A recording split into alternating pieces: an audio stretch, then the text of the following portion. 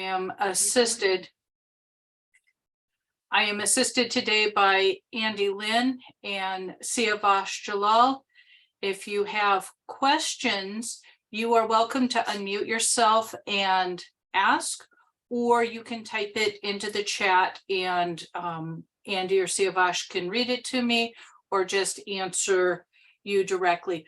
We do ask, please, that questions remain relevant to the topics we are discussing here today.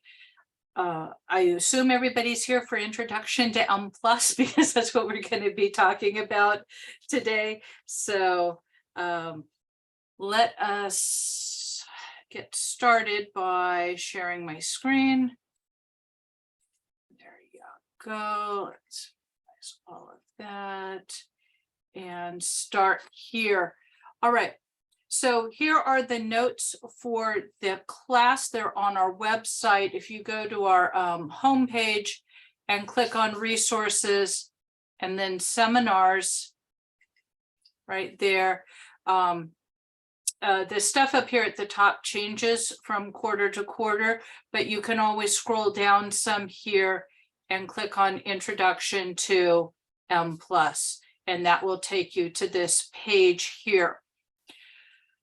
The seminars were created using Mplus version 8. The current version is 8.8, but any version of 8 will do, probably any version of 7 will do. I also made slides that cover everything that's in the web pages here, just because for the purposes of a seminar, sometimes it's easier to look at slides, and those are linked right here. All of the files that you need for this workshop are right here in this zip file here. And so you can click on that and download that to your own computer. If you have Mplus installed on your local machine, you are welcome to use these data sets and these Mplus input files to try some practice analyses. If you do not have Mplus installed on your computer, that of course is also a-okay. You can just watch and learn. What I would like to ask though is that everybody try to ask at least one question today. The workshop is going to be very, very boring for everybody if I'm the only one talking. Don't get me wrong, I can ramble on for 3 solid hours about everything Mplus, and you know, I can do that, but it's just not all that interesting. So if you ask questions and stuff, it will help you, it will help everybody else. And like I said, you can unmute yourself and ask a question, or you can put it in the chat. All righty, here I've got a slideshow here, and I do need to leave it in this mode because if I put it in presentation mode, then I can't see anything else on my computer, and I've got to be able to move back and forth between Mplus and this. So I am going to leave it in this mode here. This is Introduction to Mplus. I'm Christine. I'm affiliated with UCLA Office of Advanced Research Computing, otherwise known as OARC. And let's get going. So why would you use Mplus? Okay, so let's start off here. There are the general use statistical software packages such as SAS data, SPSS, R, BMDP, Systat, Statistica, sure I'm forgetting some, but those are general use statistical software packages. And then there are the specialized statistical software packages, and Mplus is one of those. So why would you use Mplus? Why would you use the specialized software package? Well, first of all, it's used when your software package of choice won't do what you want it to do. So for example, if you're running some sort of regression model and you say, gee, I have missing data, I would like to use full information maximum likelihood to handle my missing data, your software package may not do that, and Mplus will. a lot of software packages have limited capability with respect to exploratory and especially confirmatory factor analysis. And this is one place where Mplus really shines. If you're here to do structural equation models or exploratory structural equation models or dynamic structural equation models, well, Mplus is a great place to do that. Latent growth models, mixture models, there's a whole bunch of different kinds of mixture models that Mplus will do. There's all sorts of various longitudinal data analysis, latent transition analysis, growth mixture models, and we'll talk about this a little bit later, but you can also do longitudinal data analysis when your data are in long form, which is the traditional way of doing it that you can do in most of the general use statistical software packages. But you can also do it in wide form, which is more of a sum approach to it. And that I think is pretty specific to Mplus. There's all sorts of Bayesian analyses. Mplus does handle, excuse me, complex survey data, multiple imputation, also has lots of capabilities for full information, maximum likelihood in different kinds of models. Everything latent variables Mplus is great at. We already talked about Bayesian here. And you can combine all of these things into a single analysis. So maybe your preferred software package will do some of these things, but it won't do everything in a single analysis. And that's where Mplus really shines. So for example, I saw somebody doing a multi-level survival analysis with complex survey data and multiple imputation. And my head just kind of spun and went, oh my goodness, all of that in one analysis, and Mplus can do that. Or if you're looking at intensive longitudinal data analysis, maybe you're handling your missing data with FIML and you've got latent variables, Mplus will do it for you. One of the other reasons to come to Mplus is because it will run latent variable models that create either factors or classes. Say you run an exploratory factor analysis or a latent class analysis, and you get your factors or your classes, and you want to use those as predictors in a regression model. Well, you can't really just save those and then use those as predictors, because when you do that, you're assuming that those are known quantities, and they're really not. And so when you do it in Mplus, the uncertainty regarding the factors or the classes is incorporated into the regression model. And that's super cool. Not a lot of things can do that. Mplus is great for simulations. You can create your own data, but also people come here to do power analyses for super complicated models, or even not super complicated models. Mplus has a lot of great stuff for simulation. And so this is really a cool place to do that stuff. I have here EFA rotations. EFA is exploratory factor analysis. And so Bengt Mutain is one of the primary authors of Mplus, and he got on a kick about EFA rotations a number of years ago. And so Mplus has way more rotations than any other software package. And more than that, when you have these things, they're either oblique or orthogonal. Well, he now has it set up so that for any specific type of rotation, such as Varimax, it can be either oblique or orthogonal. And so, I mean, that's just crazy talk. That's super cool. That's a great reason to come to Mplus. And then Bengt has been a real leader in developing methodologies, both in exploratory SEM and in dynamic SEM. All right, a couple of comments here. The current version of Mplus is 8.8.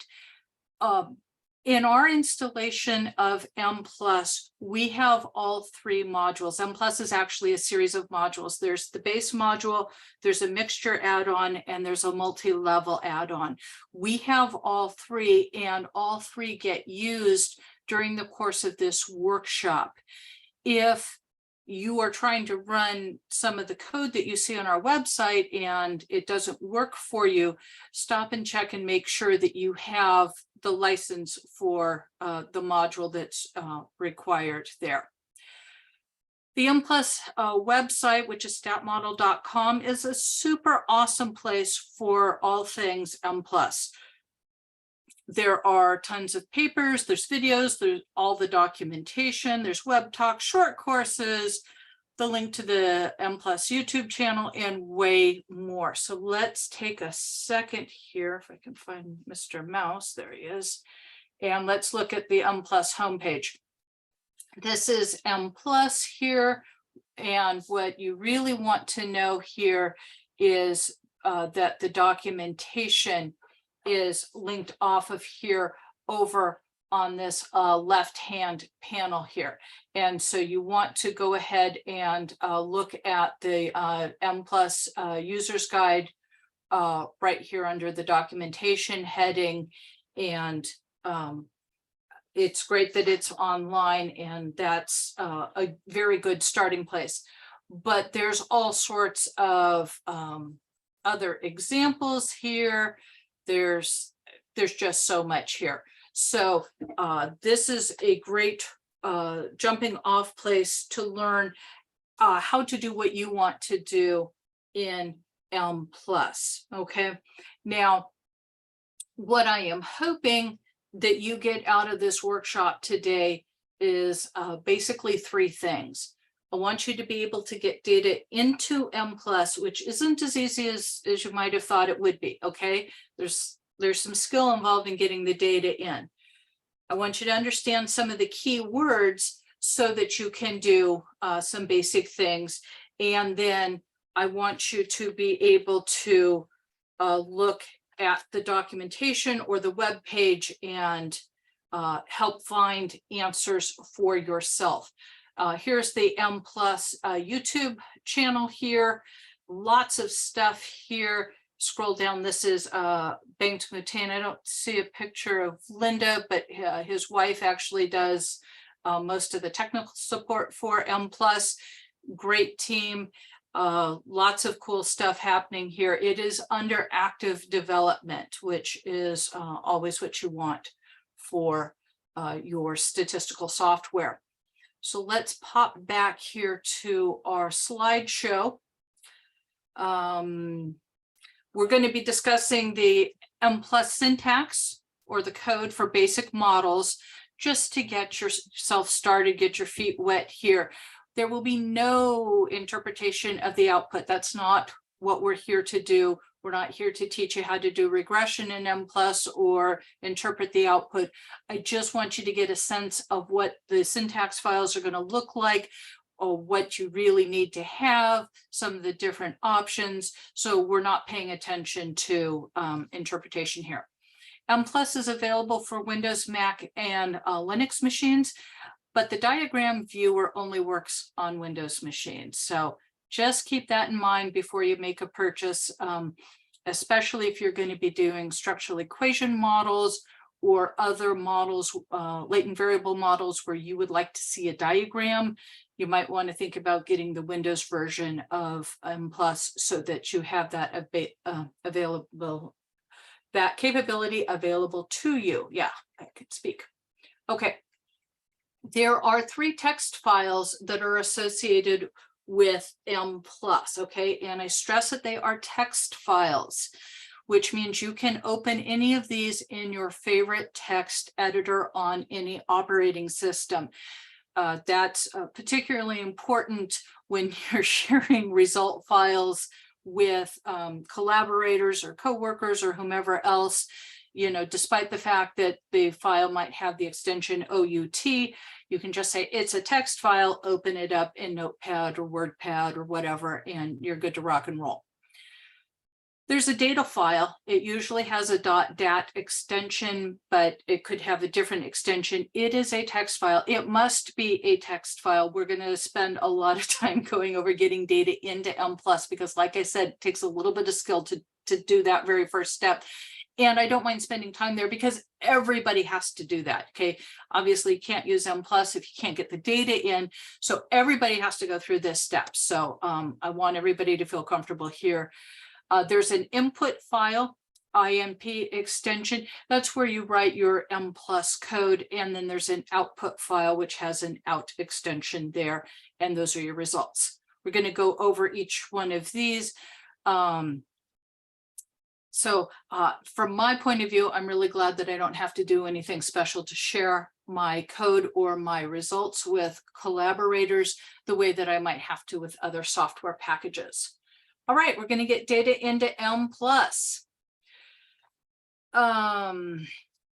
So the data file has to be a text file, usually something like a CSV or comma separated values file, where each of the values are separated by some sort of delimiter, comma, a space, a tab.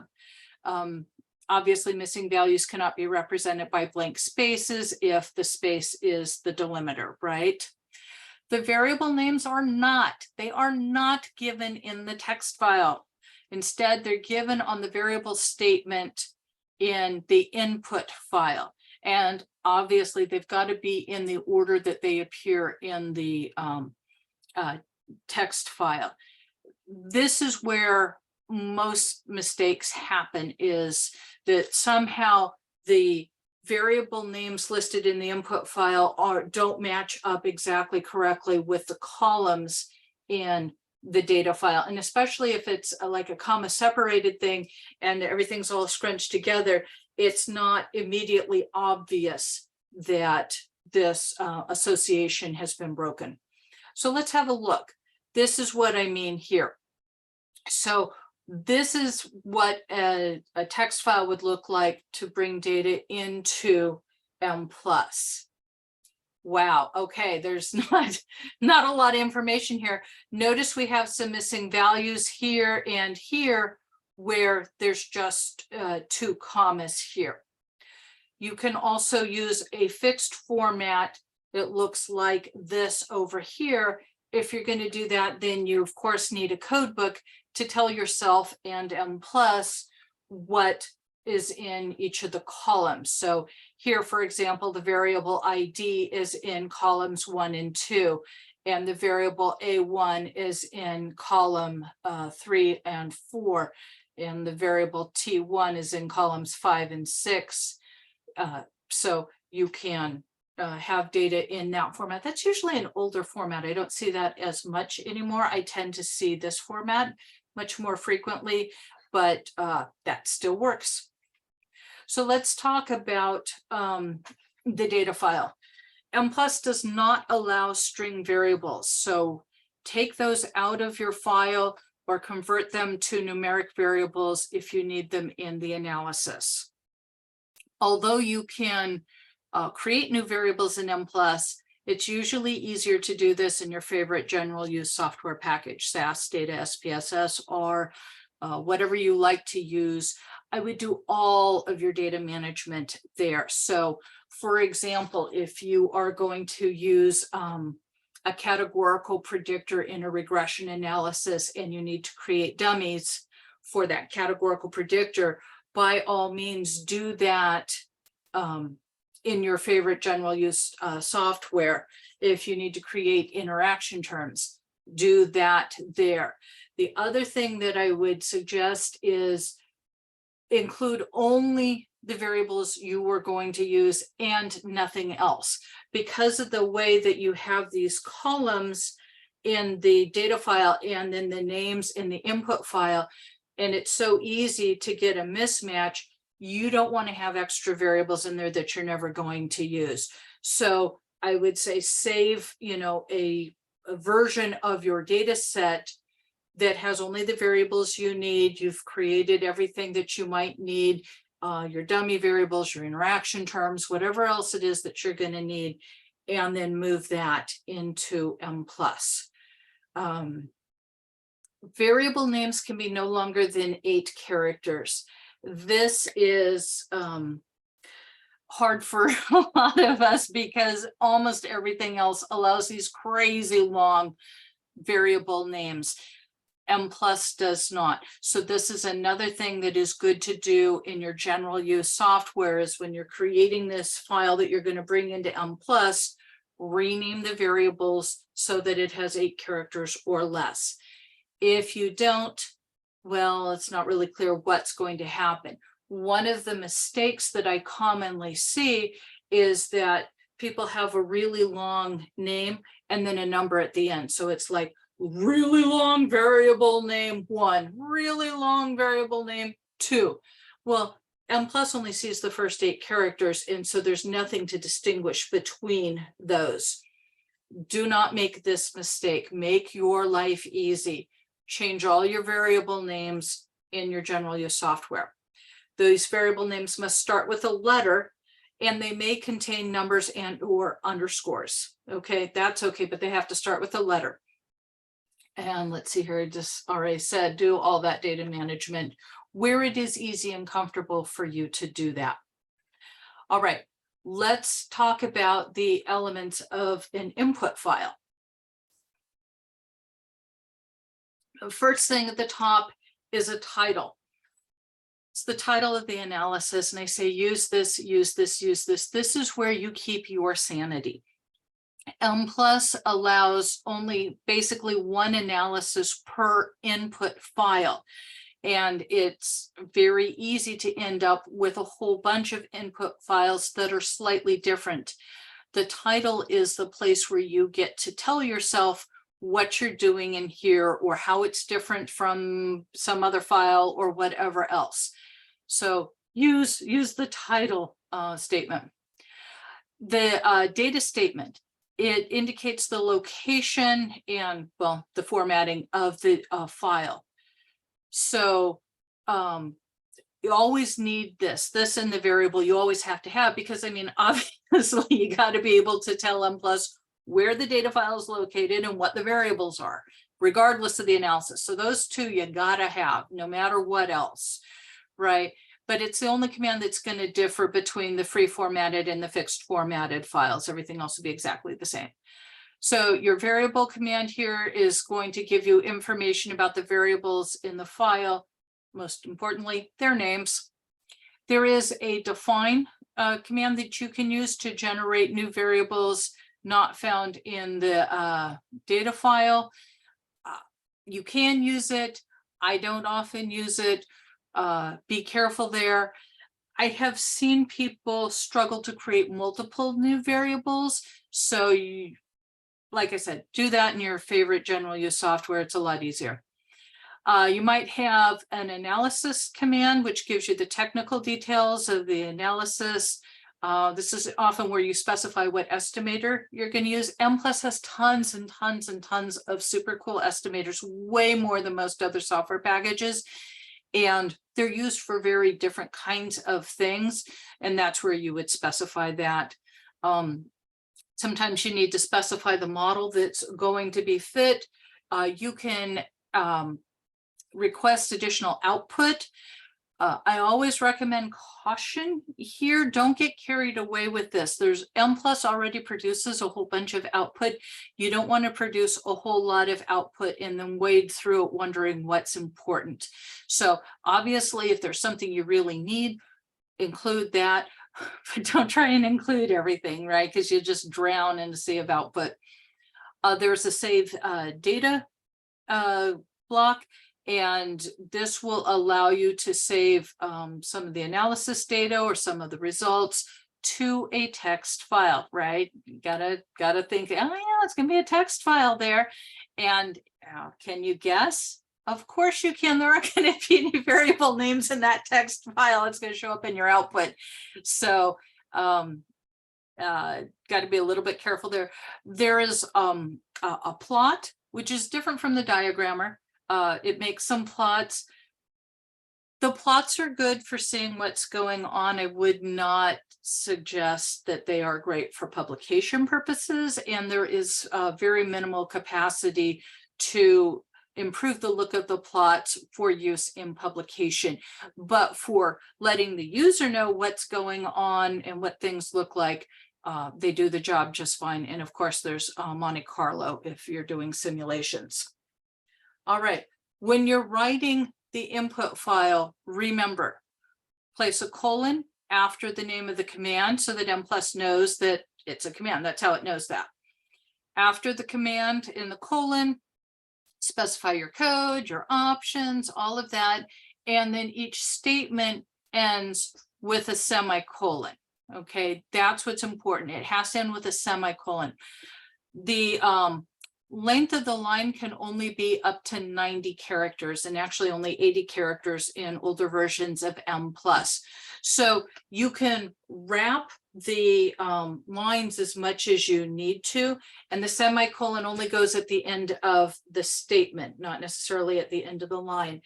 This 90 character thing also becomes very, very, very important when you have your file path specification, and you need that if your data file isn't located in the same place that your input file is located. If they're in the same folder, then you don't have to give a path specification.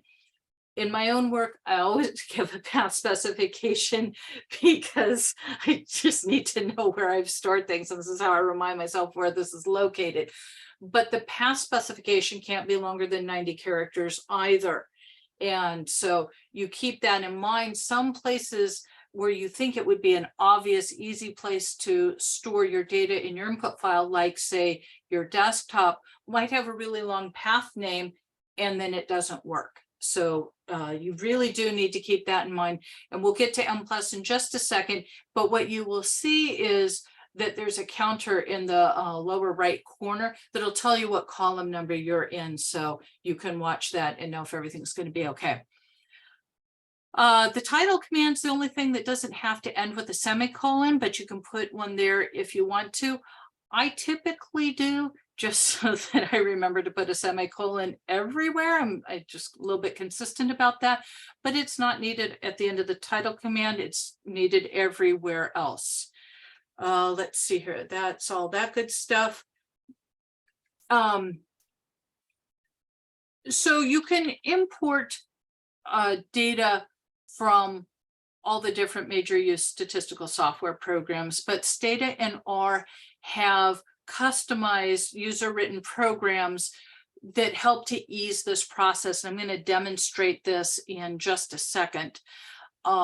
If you're a Stata user, there's Stata 2 Mplus, and it will convert your Stata data set to an Mplus ASCII file or ASCII or text file, the same thing, and then create the Mplus input file to read the data into Mplus and make sure everything worked out okay.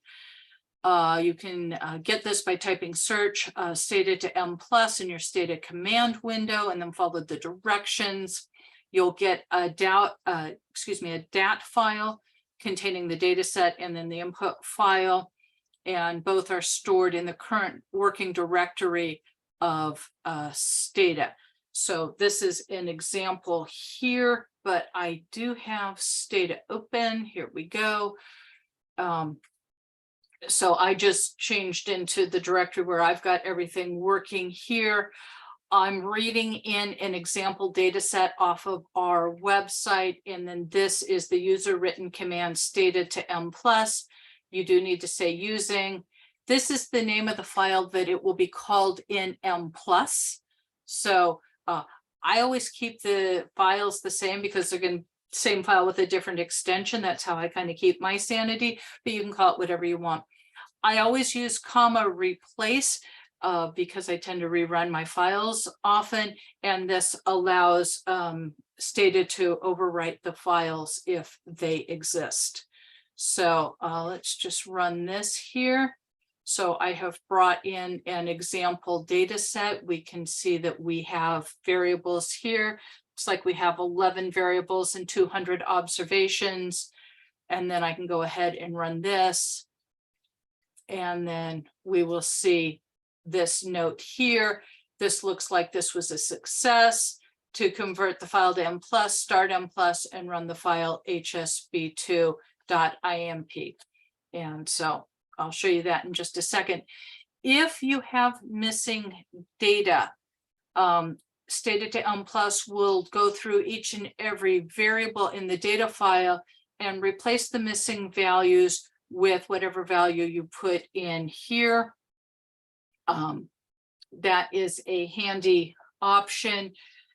You can technically have different missing values for different variables in Mplus, but it's a real pain. And so my suggestion to you is to convert all of them into the same value. And it's usually easier to use something like -9999 rather than blanks or dots or other things like that.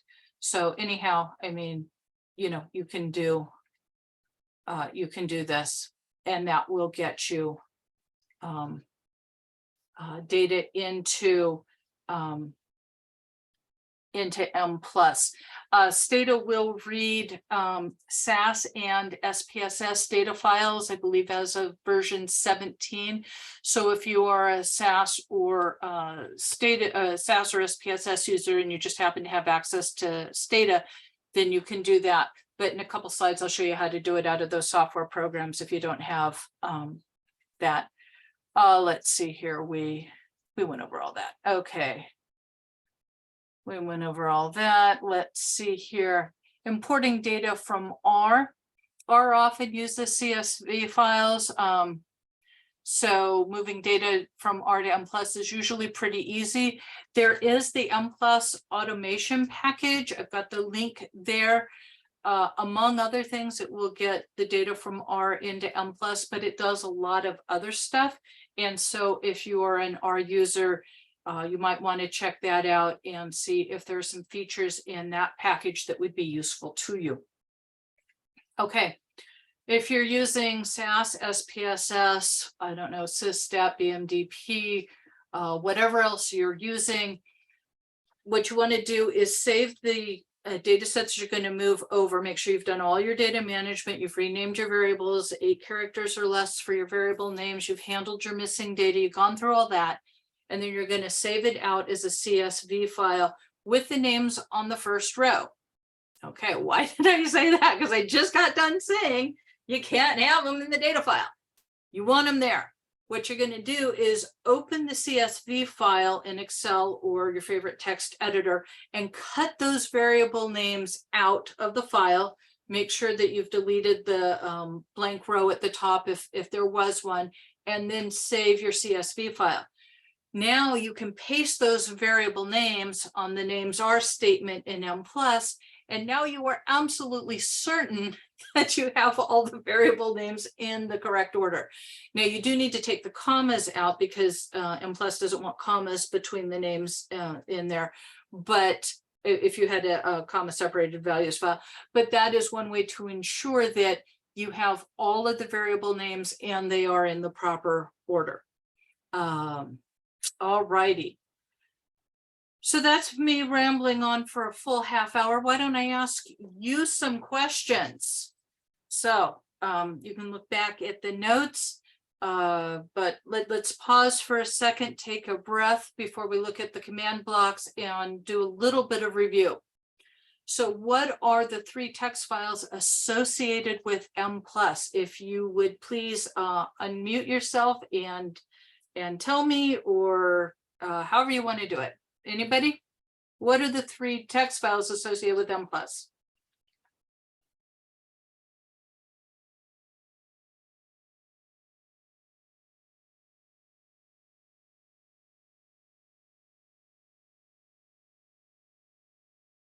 Seems very quiet. Andy, did people put answers in the chat?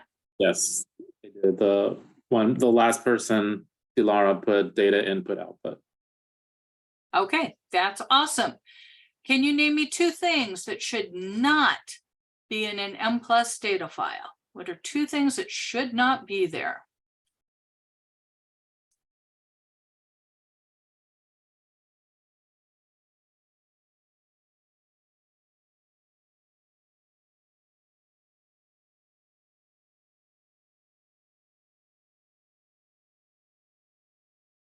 Anybody? One person chatted string, one person chatted variable names. Perfect. Correct answer. Alrighty, how long can variable names be in Mplus?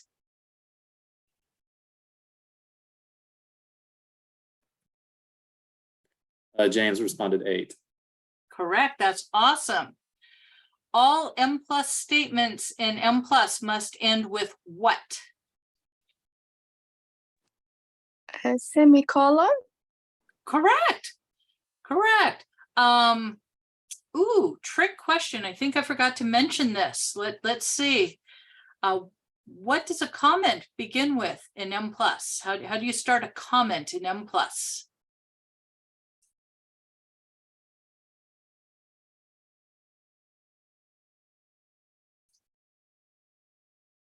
Exclamation point. The answer is exclamation point or bang, however you want to say it. That's how you start a comment in Mplus. All right.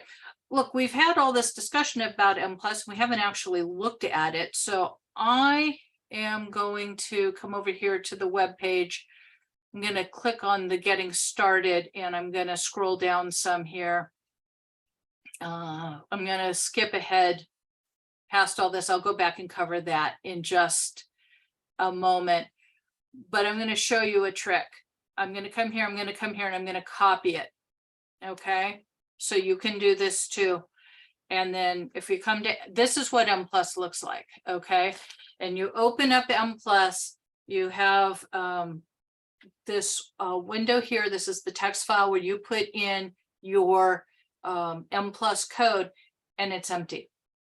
And I can't tell you how many people have come into consulting and said, I don't know what to do with that. It is empty. What do I type? Okay, I'm going to say Control V here to paste it in. That is what I tell people who are new to Mplus. Copy it off of our website and paste it in here. Now you got something you can work with. And you can change this to whatever you want it to be. And your file isn't HSB DAP, but it is what? And you can replace that here. And your variable names are not this, but you can put your variable names in here and you can leave this here like this. And now you can run this code. And this gets people past the idea that, you know, I have this just blank file. What do I do here? And this is what you can do here. You can just paste something off of our website and then substitute in your own data file and variable names. So remember when we said you've got a command and then a colon? Here we go. Here's our command title and here's our colon. We don't need a semi here, but after everything else we will. Here is our data command and we say file is, or it could be file equals, and we have this. I don't have a path extension, or excuse me, I don't have a path specification here because my data file and then my input file are in the same directory. If they were not, then I would need to tell Mplus where to go to look for my data file. So I would put that right here. I've got variable, and then I have names are, and I've got the names of the variables that are in this text file right here. I've got a semi here, I've got a semi here, and then this is analysis, and type equals basic is going to give you basic descriptive statistics in your Mplus output file. And you're going to compare those, among other things, to what you get out of your general use software, because that's how you're going to ensure that the data got read in correctly there. But that's an easy way to get started, and it doesn't look so scary in here anymore. So let's come in here. I'll put in some of this and say, not so scary. Okay, so that's what Mplus looks like. And we'll run a bunch of code in just a minute, but I do want to get you through what the various, these are called command blocks, what they are here. Okay, so let's go back here. Command blocks. Start off here with title. Oops. Okay. So it's optional, but it's there to keep your sanity. Okay. So especially when you start having more than 2 Mplus input files, you'll see the value of it because yeah, that's how you keep yourself straight here. It can contain any combination of characters and numbers, but it cannot say something like data colon whatever, because that will confuse Mplus. So don't do that. You don't need the semi at the end. Here's an example here. Only one analysis per input file. So this is how you keep yourself straight. We covered that. So we've got a data command here. You can have file is or file equals and then the name. We talked about this. For my computer, these are the same thing. So I have that in the same place that I have my input file. But if I didn't, I would simply do this, right? So these are different ways that you can specify where the data file is. If you're using fixed format, then you've got this Fortran type format statement here, and you have to give this format here. So we've got our fixed data here, and format is, this looks weird, especially if you're younger. This means 3 variables are going to have a numeric thing of 2.0, right? And then this one variable, there's an understood 1 here before this F of length 1.0, and then 2 variables that are going to have 2.0, and then another variable that's numeric, the 1.0 here. So that's what your format is going to look like. And this is needed again only if you've got fixed format data. All right, so the variable command, this is the second thing that is required. You can have names is or names are or names equal, however you want to do it here. And then you specify the variable names that are in your data set and end it with a semi. All right, options here. One of the options that is almost always used is the use variables option, shortened to use vars here. And it selects a subset of the variables to be used in the analysis, because by default, Mplus is going to use all the variables in the data set. And that's often not what you want. And so you have to put use vars and then tell Mplus which variables in the data set you want to use in this particular analysis. Sometimes if you specify something on the use variables option and then don't include those variables in the model, you're going to get a warning that says this variable is uncorrelated with all other variables.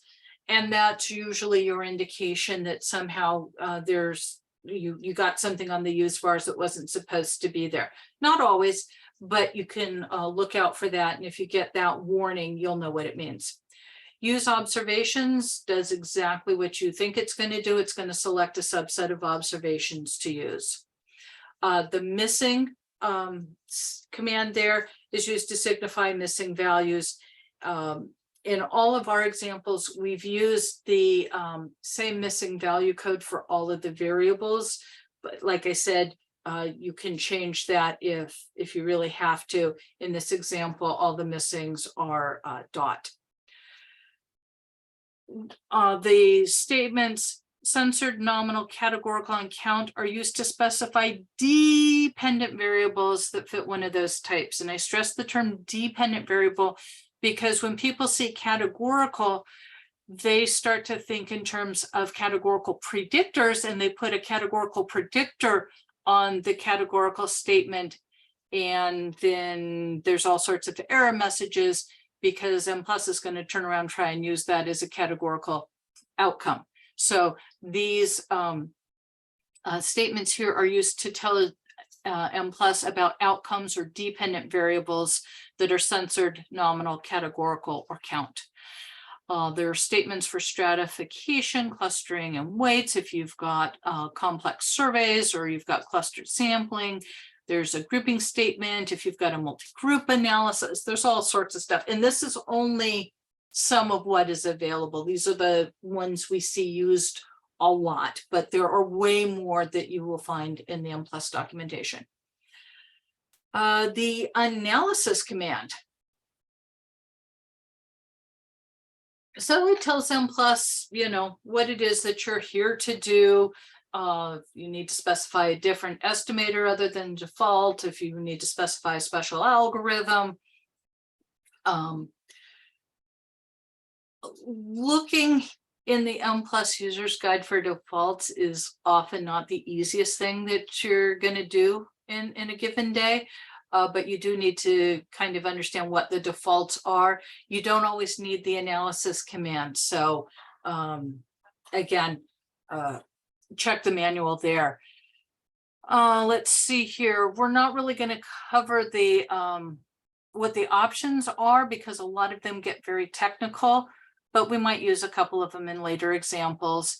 The type option for the analysis command is set to general by default, which is appropriate for a lot of different kinds of models that are estimating relationships between observed variables or continuous latent variables, you know, regression models, path models, CFA, SEM, all that good stuff.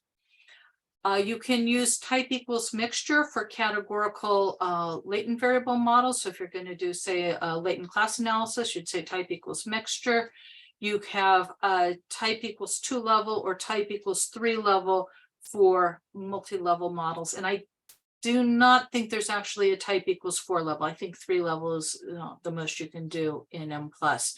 Not that that's much of a restriction really, but just something to keep in mind. So here, analysis type equals basic is our example. Always, always, always start here. Please take the time to confirm that your data have been read into Mplus correctly. I cannot tell you how many people come to consulting having frustrated themselves for who knows how long, only to find out that the real problem was that the data hadn't been read into Mplus correctly. So if you spend 10 minutes here, you are going to save yourselves a lot of headaches down the road. Okay, I can't really emphasize this enough. Please check your descriptive statistics and make sure, because that's how you're going to know. You're going to say the mean of this variable is this, the mean of this variable is this. Even if the mean doesn't make any substantive sense, I don't care about that. I just care that they match between the software packages. All right, let's put it all together. What do we got here? Here's our title. We've indicated where our data set, what it is and where it is. We've got the listing of our variable names, and we say analysis type equals basic, which is really very similar to what Stata produced for us. But this is where everybody's going to start. From here, you're going to go into, everybody's going to go in a different direction. Everybody's going to come to Mplus to do something different. And so, well, we'll try to give you a flavor of what is possible and how you might do some basic models. Everybody starts here. So I want to make sure that we've got this part down pat before we move on. Now, the next slide here, this is doing it with fixed format data. Again, there's the format statement here. We've got a missing statement. Missings are blank. You can do that. Again, I don't see this so much anymore. What are you going to look for when you get your output? You're going to say input reading terminated normally, which is always a good thing. You always want to see it, but it does not mean that everything was okay. There can still be mistakes if you don't see, even when you see that.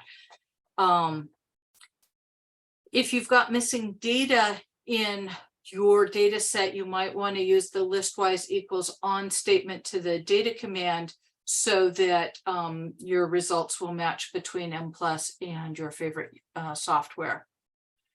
All righty, so this is a recap here. We've gone over the 3 files associated with them. Let's see here, all the statements end with a semicolon. We've talked about the maximum length of any line being 90 characters. You can break up lines however you need to respect the 90 character limit, and the semicolon goes at the end of the statement, no matter how many lines it has spanned. No string variables. Let's see here. Use variables, we talked about that if you're not going to use all the variables in the data set in any one analysis. Mplus is not case sensitive. Okay, that's a good point to go over. But you will see in the code in the documentation and a lot of the stuff in online and stuff that a lot of the Mplus stuff is capitalized. So like data will be capitalized and variable will be capitalized. And they do that just so that you know that is something that's an Mplus thing, not a value you're supplying yourself. Okay, so not case sensitive. We've gone over the variable names, no longer than 8 characters. Create variables that you need in your favorite software. We've talked about this. Keywords is, are, and equal are all used interchangeably, and they did that just so that when you read it, you can be grammatically correct here. Except for undefined, model constraint, and model test. Then you got to be a little more careful there. Let's see here, comments here, start with an exclamation point or bang. And you don't need a semi at the end of your comment. But if the comment spans multiple lines, you need an exclamation point at the beginning of each line. We are almost done with this section, and then we are going to take questions and a quick break. All right, so we've got the define command. So if you really do need to create a new variable in Mplus, you use the define command here. There's lots of mathematical and logical operators that you can use here, or you know, different kinds of things. So you've got some flexibility there. You might not have everything that you need though. So again, doing this in your favorite general use software is really where you want to be here.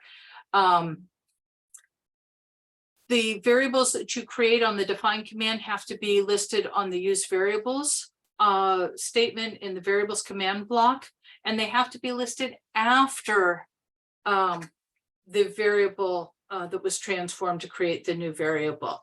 So if I have, let's see here, I've got an example here, and we are using the define thing here to create a new variable called high math, which is based on this variable called math. So math is here and high math has to be out here. And that makes sense because Mplus is saying, okay, oh, the first column is ID and the second column in the data file is female and the third column in the data file is race. Well, you can't go putting something in here or it's going to get all confused. So it does make sense that it has to be out there at the end. Let's see here. We've looked at the model command a little bit. There are 3 important keywords that you need to know when using the model command. And again, they actually did do this so that it would be kind of like you were speaking. So by is used to indicate indicators for, it's awkward, for latent variables. So indicated by, and that's why it's by, because you would say, you know, this latent variable is indicated by these observed variables. On is used for regressions because you would say this is regressed on that. And so that's why they use on.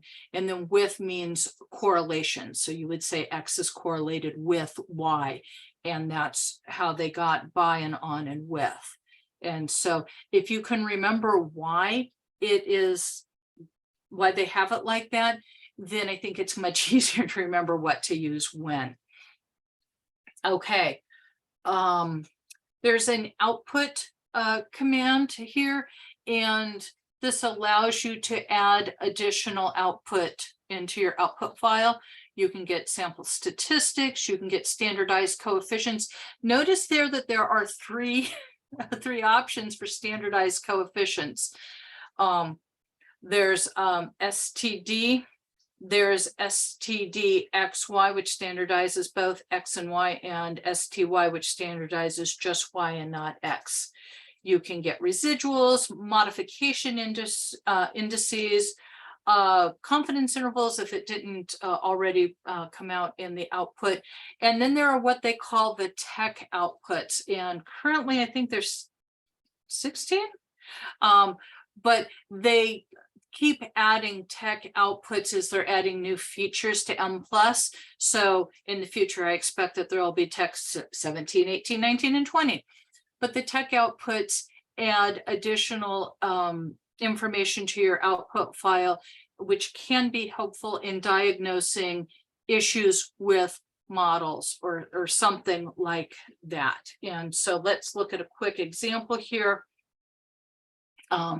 Here we've just taken our original input file and we added output and then SampStat there. So when working with Mplus, my advice to everybody is start with something super, super silly, simple, and then go on to what it is that you want. Make sure the simple thing works and build yourself up to the model that you were really here to run. All right, because if you start off with that complicated model, because nobody comes to Mplus to do something simple, you do that in your original software. If something goes wrong, you have no idea where it went wrong. If you started with something simple, you started with just a plain old regression and something went wrong, now you got a good place to start to figure out what's wrong. So build yourself up slowly. You might spend a little extra time doing it, but you will save frustration. And that's always a good thing. All right, we're going to move on to saving and exporting results. And I promise the next several sections are going to go much, much faster. And we're going to start running stuff in Mplus. But let's take a 5-minute break. It's 2 o'clock here on the West Coast of the United States. Why don't we come back at 2:05? And if you have any questions, now is a good time. You can unmute yourself and ask questions. Get started again. Let's see here. Let's just try running this. So this is our example of having a free format data file. I've opened it up here. I just literally copied and pasted it off of our website. Okay, didn't do anything magical here. Let's click on run. And here we go.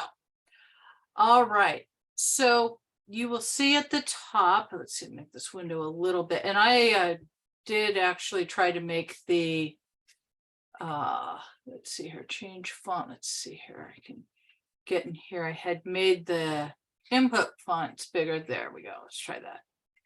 There you go. Okay, bigger font. All right, tells you what version you're using, when you ran it, and then it echoes the command that you issued. Here's our input reading terminated normally, which is what you want to see, but you want to come along here. The number of groups is always 1 unless you've done a multi-group analysis. So expect a 1 here for, especially when you're doing type equals basic, expect a 1 here. There's 200 observations here and 11 variables. That's what you want to see because we know that about our data set, right? This is a good first pass to make sure that everything is okay. If you have a different number of variables or a different number of observations, then you know you need to stop right here and go back and fix something here. These are all considered continuous because we did not specify anything as categorical or count or anything like that. The estimator here by default is ML. I'm not going to go through all of this stuff here, just pointing out some highlights. Data input is free. Well, that's what we expected. And then we get our sample statistics here, and we have means. And like I said, the mean for ID, the mean for race, you know, it doesn't, school type or program type here, it doesn't make any sense. But if you just took the mean in your favorite general use software and you got the same mean, now you know that you and Mplus have communicated clearly and your data are in. Okay. Here are your covariances. I don't use those as much, but here are the correlations. And so that's another thing you could do, is check to make sure that the correlation, now I would never correlate my ID variable with the other variables in my data set. But again, it's not there for substantive purposes. It's there to make sure that the data were read in correctly. So you could certainly have a look at that and see. And then here are univariate sample statistics. I'll expand that a little bit. What you need to remember here is that everything takes 2 lines. So this is the ID variable, here is the mean, and here is the variance. So it says variable and sample size, here's the variable name, and here's the sample size. This is the mean, and this is the variance. This is the skewness, and this is the kurtosis. Here's your minimum, here's your maximum. You've got this percent with min and max, you've got a 20-60 split, 40-80 split, and you got your median for all of your variables. So you can certainly look at that. And then it will say that there are no diagrams available here, and it will tell you how long it took it to run. And this file here, notice it's the .out extension. This is saved where you have your input file here. And notice that my the name of my input file was entering _data_free_format, got exactly the same name of the file here, just with a different extension. If I come in here and change something and rerun it, this file will be replaced and overwritten with the new file, right? So if you need to keep this file, then either you need to change the name of this, you know, using like Windows Explorer or something, or you need to change the name of this, again, probably put on a different title, and then make the changes that you need there. So let's see here if we've got this with the define command here. If we just have a quick look here, we have our define here under our variable, and then we have high math here, and then we can run this here. And you know, so this variable academic is being indicated by these observed variables here. That's what that means here. Okay, so this is the very basics of what your Mplus input files are going to look like. Let's pop back here. We're going to have some saving and exporting results. We're going to cook through this kind of quickly because it's stuff that's very easy to look up in the documentation here. The save data command allows you to save information from the model into a text output file. This can then be used by Mplus or whatever else you like to use. Notice though that, again, the text file isn't going to have variable names in it. That's going to show up in your output. So the file option allows you to save the variables used in the analysis file to the text file if you need to do that. So all the variables used in the analysis, including the variables that were created on the define command, are going to be saved to this save data thing.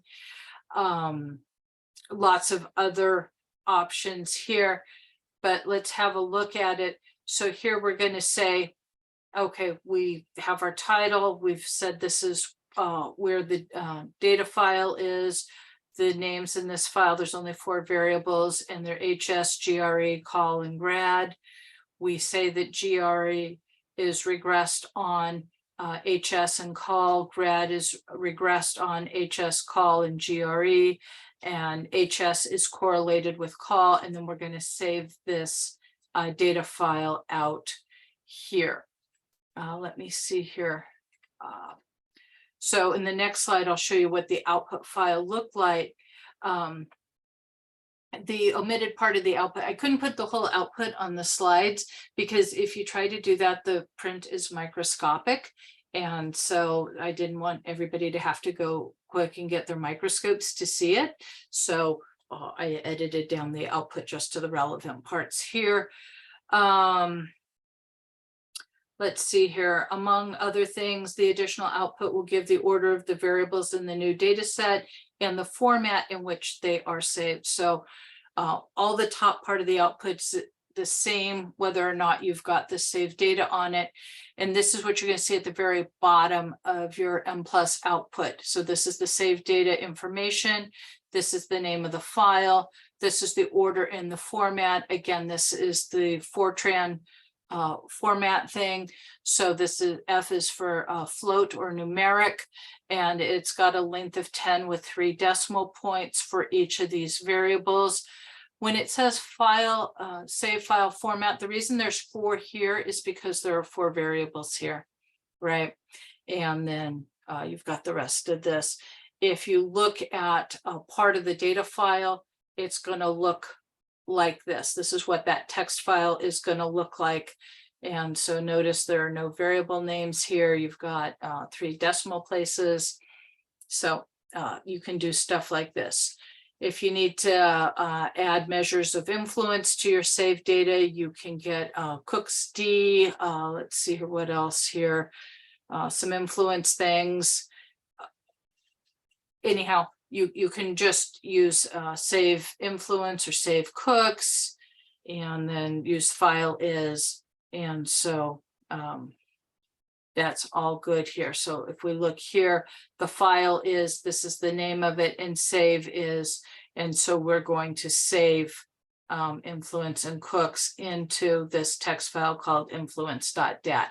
And the important thing to remember is that all of this is exactly the same. The only thing we've done is added stuff at the bottom of our Mplus input file.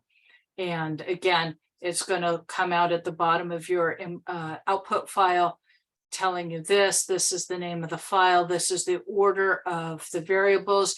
Notice that the 4 variables in the original data set are here. And then here's our influence and here's our cooks. This is a 6 because now we have 6 variables in here. So really no magic here. There's 1 line per observation, no magic there. And it's going to come out looking like this. Okay. Saving sample statistics. You can use the sample option on the save data command to get correlations or covariance matrices in a text file. The covariance matrix is produced if all the variables are continuous, but a correlation matrix is produced if the variables are categorical or a mix of continuous and categorical. And it's usually very obvious if you've got a covariance matrix or correlation matrix, but if you're wondering why all of a sudden it switched from one to the other, that's why here. So you've got that there. And then when you say sample, this is just telling it because you said sample here, the sample statistics are going to be put into this data file here. And this is what you're going to see here. And it will tell you if you had a covariance or a correlation matrix here. It's saved in a free format here. All righty.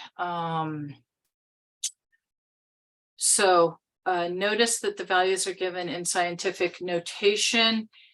That's okay for Mplus, and it's okay for most stat software programs. The humans don't like it quite so much, right? Especially for reporting purposes, but that's what you get. Any questions before we scoot on to exploring data?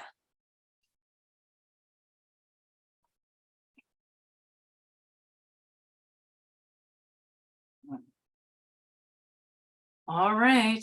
All right. Now, remember, I did ask everybody to ask at least one question during the workshop. So you guys want to pick up the pace on asking questions and talking to me, because, you know, we're almost halfway through this and I haven't had a lot of questions. So ask questions, please talk to me. Please let me know that you didn't turn off your camera and your microphone and walk away. That's one of the problems with Zoom presentations. You can never tell when that's happened. Okay, we're going to explore some data very quickly here to get descriptive statistics. You say type equals basic on the analysis command block, and there you go. If you want histograms or scatter plots, use a plot command here, and you actually use plot one for univariate and bivariate graphs. So here's our example here. We've got exploring data, type equals basic, and plot one. Let me go over here to Mplus and open up. Let's see here. This is exploring. Okay, so if I go ahead and run this, all right, this is what I get. So our input reading terminated normally. We've got one group, 200 observations, 11 variables. We used maximum likelihood. Everything's just the same as we saw before. We scroll all the way down to the bottom. There's no diagrams, but there are plots, and you have to make the distinction between them. So if you come up here to plot, now you can view your plots, and you can choose which ones you're going to view. Let's view a histogram. We'll say, okay. I don't know. I don't really want to do that for that. Let's just pick a variable here and say, okay.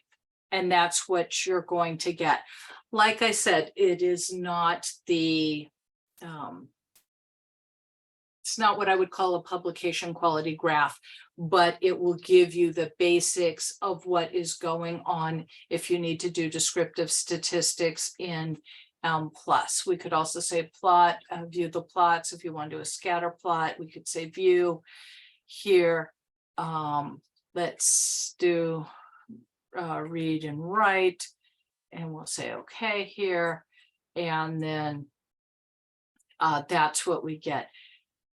Not the nicest looking scatter plot I have ever seen, but it gets the message across here. You've got your correlation coefficient, stuff like that here. You get the idea. So that's how that's going to work for you. The resulting output, when I couldn't put the output in the slides, I just referred you back to the web page, but I just showed you the results running it live. So we don't have to pop to the web page because you just saw it. Okay, we're going to look at something with missing data. Okay, and we're going to take the variable ID out of the analysis. We're going to use this HSB miss data file here and the HSB miss input file here created by Stata here. Here's our Mplus code. You saw this before when I created this with Stata to Mplus here, but let's go ahead and look at this. If we say,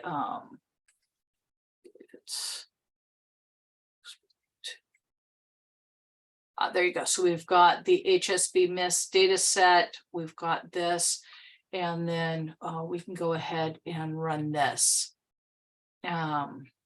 Whoops. And we can say that I forgot something right about there, didn't I? I forgot a semicolon. All right, let's try that again. All righty. So notice though that we still have 200 observations, And that's because Mplus here has used FIML to handle our missing data, and that's why we're back to 200. And these are all dependent variables, so that's what it did.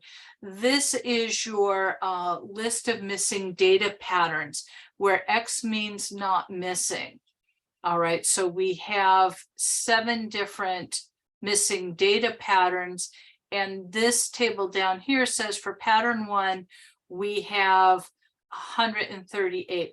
Well, for pattern 1, that means 138 cases are not missing because we have an X all the way down the column. For pattern 2, we have 5 cases that are missing on the variable social studies. For pattern 3, we've got 14 cases and they're missing only on science. All right, and so that's the way that you read this. So look down the columns here and pair it with this information here. Don't care about my covariances or any of this stuff for a second. And then you have your univariate statistics here. So that's what is added when you have missing data. The important part is this part here where you've got this information here, and that's how you read it. All right, so now let's go ahead and close that. We looked at that. We discussed all of this. Okay. One other things you want to do is potentially turn on listwise deletion, because your favorite general use statistical software is probably going to use listwise deletion. So you want Mplus to do that too. And you certainly can do that. And all you do is type listwise equals on right under your data file name. So let's have a look and see what that looks like. That's this one here. All right, so we've got this. Notice I've got listwise on. You can indent, you don't have to indent. It doesn't make any difference as long as you're not way out here. So here, notice I've here, and it says I'm at column 68. I'm on line 9 in column 68, so I'm not near my 90 limit. But if you look down here in this lower right, it'll tell you that good stuff. And now if we go ahead and click run, we'll look here. Notice there's only 138 observations, because those are the 138 cases that had complete data that we saw before. And then you will notice that these means and covariance and stuff are different than in the previous output because of the listwise deletion. But this will match to SAS or Stata or SPSS or R or whatever else you're using that uses listwise deletion. Okay, so that is cool beans. We've already seen the resulting output. Review questions. What 2 commands are necessary in all Mplus input files? There's 2 things that every last one of them has to have. What are they?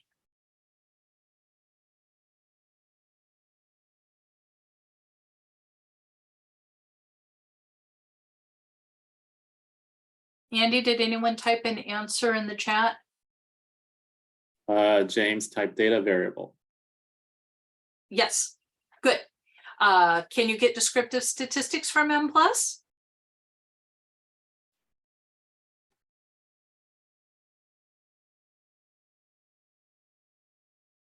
Anybody? Yes, of course you can. We just looked at some. Okay, so what could cause a mismatch between the sample statistics shown in your Mplus output and those shown in the output from your favorite general use statistical software program? What could cause an issue there? Anybody?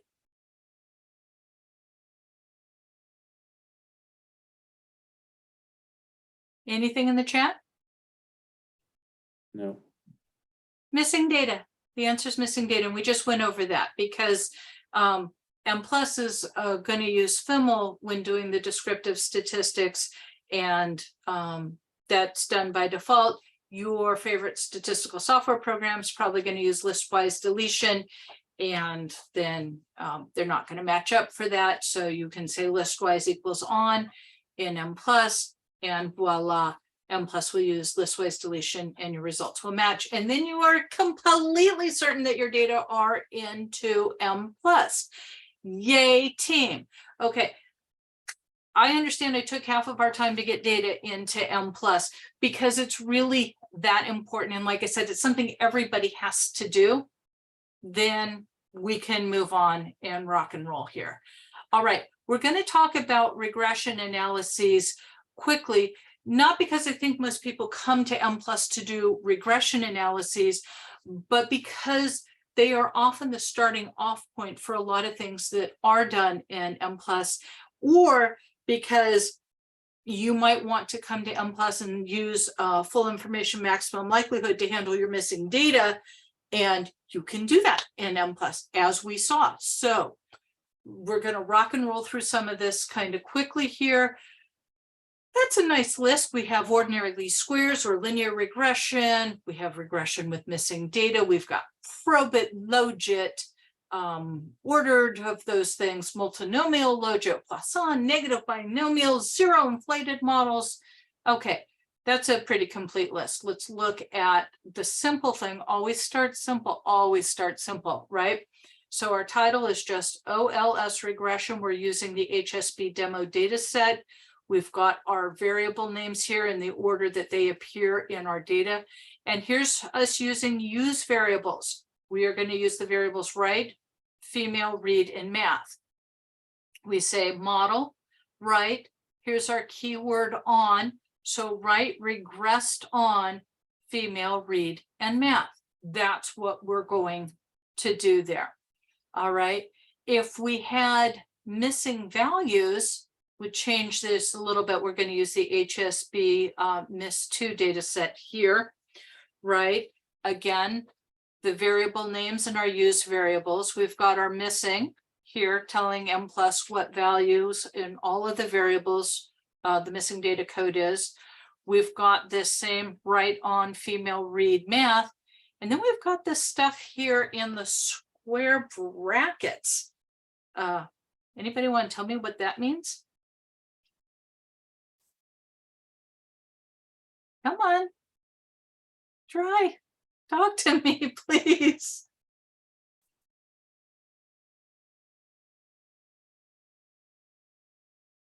That's telling Mplus for this part here to treat these as outcomes so that it will use full information maximum likelihood. By default, it's going to do it on this variable because this is the outcome, but these are predictors. And if we've got missing over here, we want Mplus to use FIML on them as well. And so this is the way we talk Mplus into doing that. Okay, so that's what it's going to look like. Let's go to Mplus here and open up.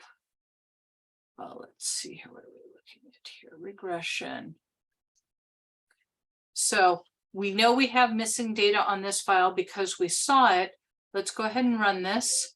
Whoops. Let's see here.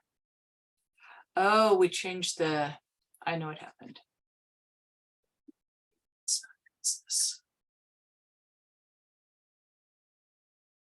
Okay, there we go.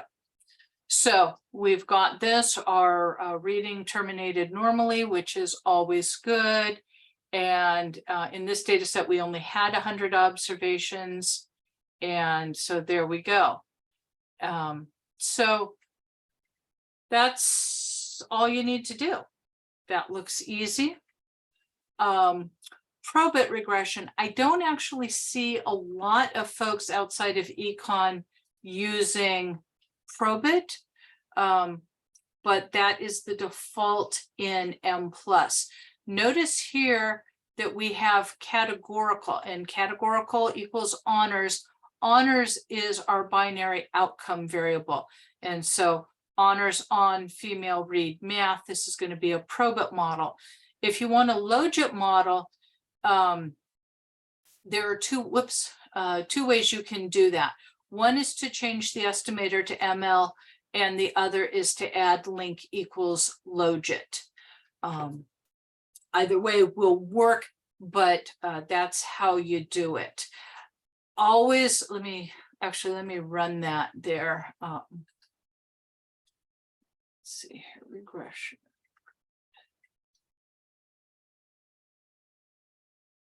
Okay. When you run this, always look here to see what the link was. All right. And notice our estimator has changed, and that's fine.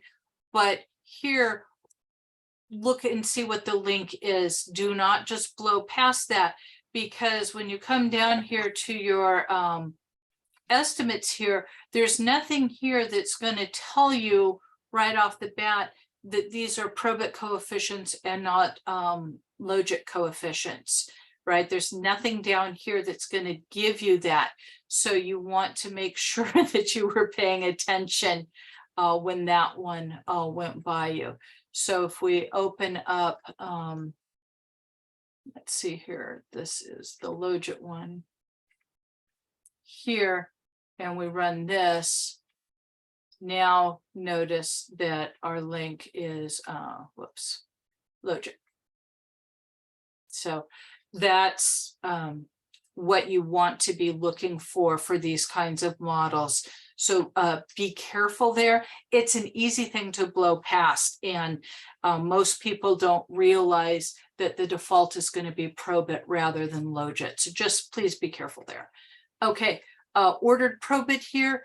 Again, you just use categorical, but this variable here has more than 2 levels. In our example, it's got 3 levels, and so and we're going to treat them as ordered. So that's how we're going to do that. For ordered logistic, same thing, except for changing the estimator to ML, or again, we could say link equals logit here. If you're going to look at a multinomial logistic, now we're going to say nominal, and so that Mplus knows that the outcome is nominal. This is already a binary variable coded 0, 1.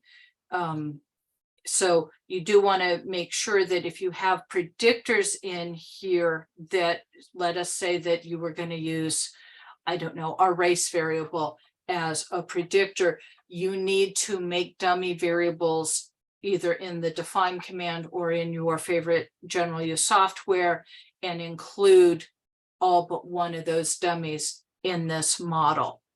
Okay, that's how Mplus does it. So you need to do a little extra work yourself there. Poisson regression, we're going to say count equals, and then the P is for Poisson. So this, and then notice that this part here hasn't really changed. It's always on regardless of the nature of the outcome variable. If you want a negative binomial, then instead of P, you put NB for negative binomial. Okay, no real magic there. For 0 inflated Poisson, it's PI for Poisson inflated there. And now notice we've got a second line here, and this #1 or #1 is the model for the inflation. Right, the inflation model, because there's 2 models. There's the non-inflated and then the inflated model there. And then the same thing here with the negative binomial. So here we have negative binomial inflated here. In our examples, we just use the same predictors in both models because we're just showing you how to use the syntax. In your real research, I wouldn't necessarily think that the predictors would be the same in both models. Now, there might be some predictors that are the same in both models, but usually it's not specified exactly the same way in both models. But like I said, we're just trying to get you the idea of this is how you use the syntax. This is when we're using those keywords or those commands we told you about before, when it was count, nominal, categorical, stuff like that. This is where you're using it here. Also, notice it's in the variable block. This is the variable command block here. Sometimes you can get a little bit confused as to where something goes. And so just make note that, oh, that's in the variable command block. Okay, some more review questions. When do you use the categorical statement? It's in the variable command block, but when do you use the categorical statement?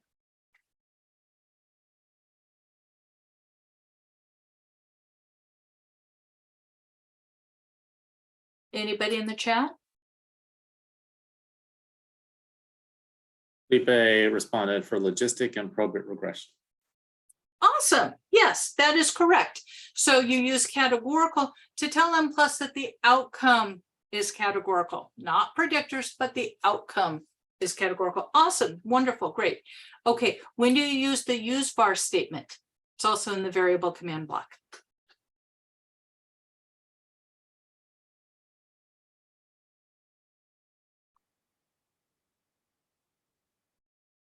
Anybody in the chat?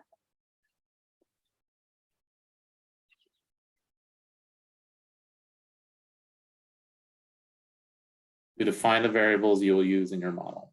Yes, that's correct. And specifically, when there are more variables in the data set that you're going to use in your model, which is almost always true, okay? You need to be careful, though. In a lot of the examples you see in the Mplus manual, they have only the variables in the data set that they're going to use in the model. And so they don't use the use var. And so you got to remember to put that in yourself. Oh, one other thing about the Mplus manual that's super cool is that for all the examples, they have simulated the data, and they also make available all the input files that they used to create the simulated data. So if simulations were something that you thought, hey, I'm coming to Mplus to do simulations, there are all sorts of great jumping off places because they provide all that for you. Okay, one last question. What keyword tells, in quotes, tells Mplus to run a regression model? What keyword do I use to tell Mplus to run a regression model for me? It is on. Correct. Thank you. Yes. Well- All right. Cool. Does anybody have any other questions?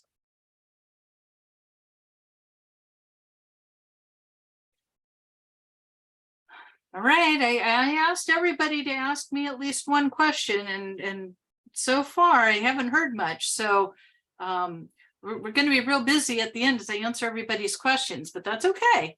But I still expect you to ask me a question, okay? We're going to move into a new section called path analysis. Now, path analysis is kind of the stepping stone to a structural equation model. And the difference between them is that in a path analysis, all of the variables are observed. They are columns in your data set. Whereas in a structural equation model, there's one or more variable that is latent or unobserved. You don't have a column for that in your data set. So a path analysis here, it assumes that there is perfect measurement of all of the observed variable, and only structural relationships between the observed variables are modeled. So that first thing that I said, that the path models assume perfect measurement of all the observed variables, that is always a tough one. There is no statistical way really to ensure that that is true, but lots of people do path models. Make sure you're aware that that's one of the assumptions, and go from there. This is one of the models that's used to discuss causality. And so if you think of the classic triangle, you have your predictor that influences not only your outcome, but this mediator. And so this relationship between your independent variable and your outcome, there's a direct relationship, and then there's a mediated relationship, and it's mediated through this other observed variable. But you've got arrows here pointing from your predictor to your mediator and your outcome, and then again from your mediator to your outcome. And when you get that, you're starting to talk about causality. That's the most simple thing. There's, of course, parallel mediation, serial mediation. You can have both in the same model. Mplus will do all of that for you. And then there are ways to set up models so that the errors of two unrelated variables are allowed to be correlated. You can do all sorts of creative stuff, assuming that your theory tells you that that's what you should be doing. But Mplus allows all sorts of variations on these themes. We are going to stick with the most bare basic thing, in part because, well, I don't want to overwhelm anybody, but you may be coming to Mplus to do something other than a path model. And so I don't want to bore everybody with stuff on path models if that's not what you're here to do. Okay.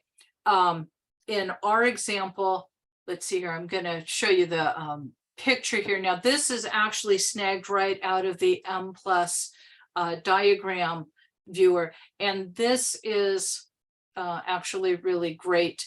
So you specify the model via code in your input file, you run the model, and then this is what the diagram viewer is bringing to you.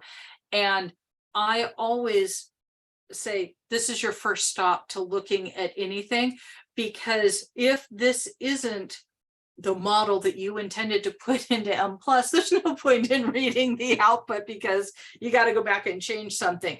So this is the first thing that I look at here.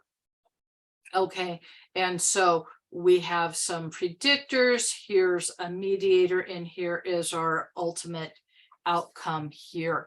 And what Mplus has done is given us our coefficients and their standard errors here. So let's talk about this just for a second. We've got the illustration here, or the variables here. Just identified means that the model has no degrees of freedom. Okay, there's as many paths as there are. It's degrees of freedom, so we've run out of degrees of freedom. Let's look at this here. The path data set is being used. We only have 4 variables in it, and we're going to use all of them, so we don't need the use var.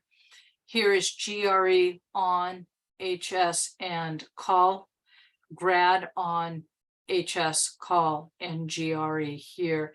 And then we asked for standardized coefficients, and the STD-YX means standardized both X and Y. Okay, this here talks you through the picture. I trust you can read that if you want to, but this is what it looks like here. And then let's see here, what do we have in the model results section here? This here just describes what you can find where in the output.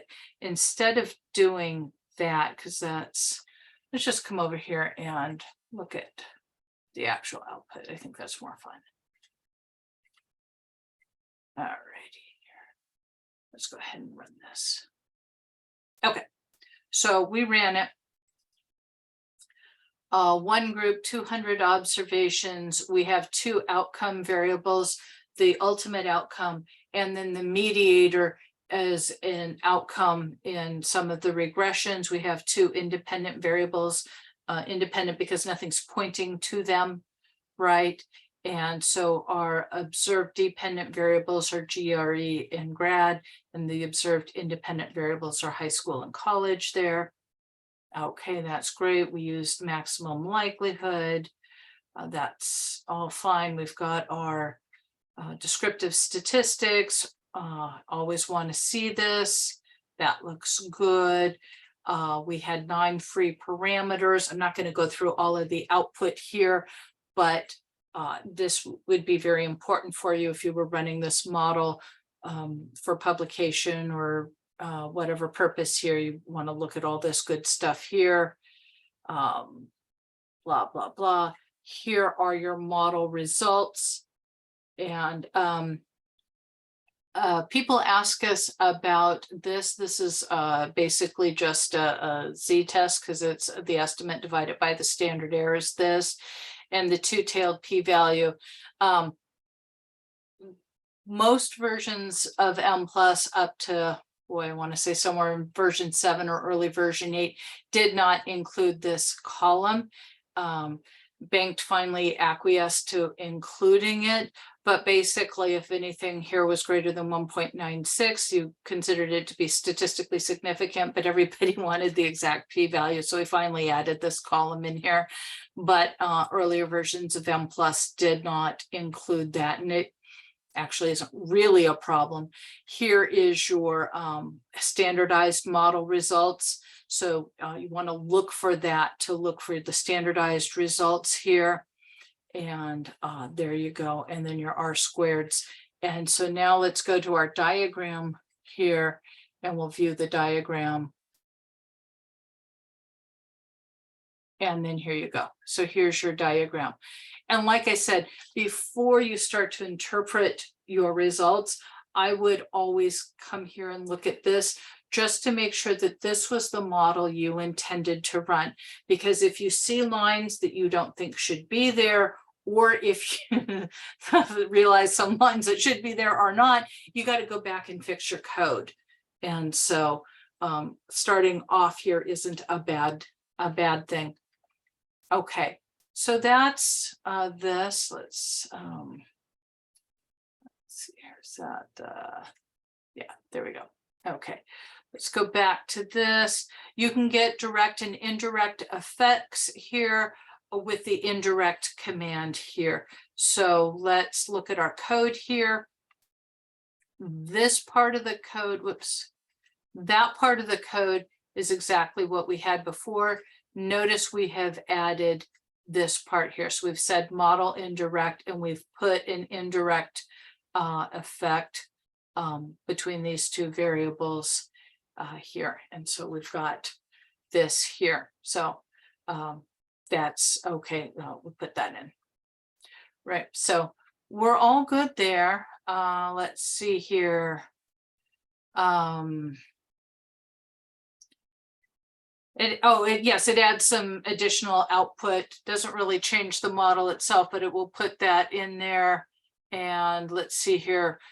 You get all sorts of stuff here. So it really adds a lot of output here. You can also ask for specific indirect effects if you want. And let's see here. You can use via for specific indirect effects here. And so, you can change it up to have only the indirect effects that you want, if that's what you want to do. Let's see here. This just describes the output there. All right. Let me go back to Mplus and just run the, let's see here. I want to do.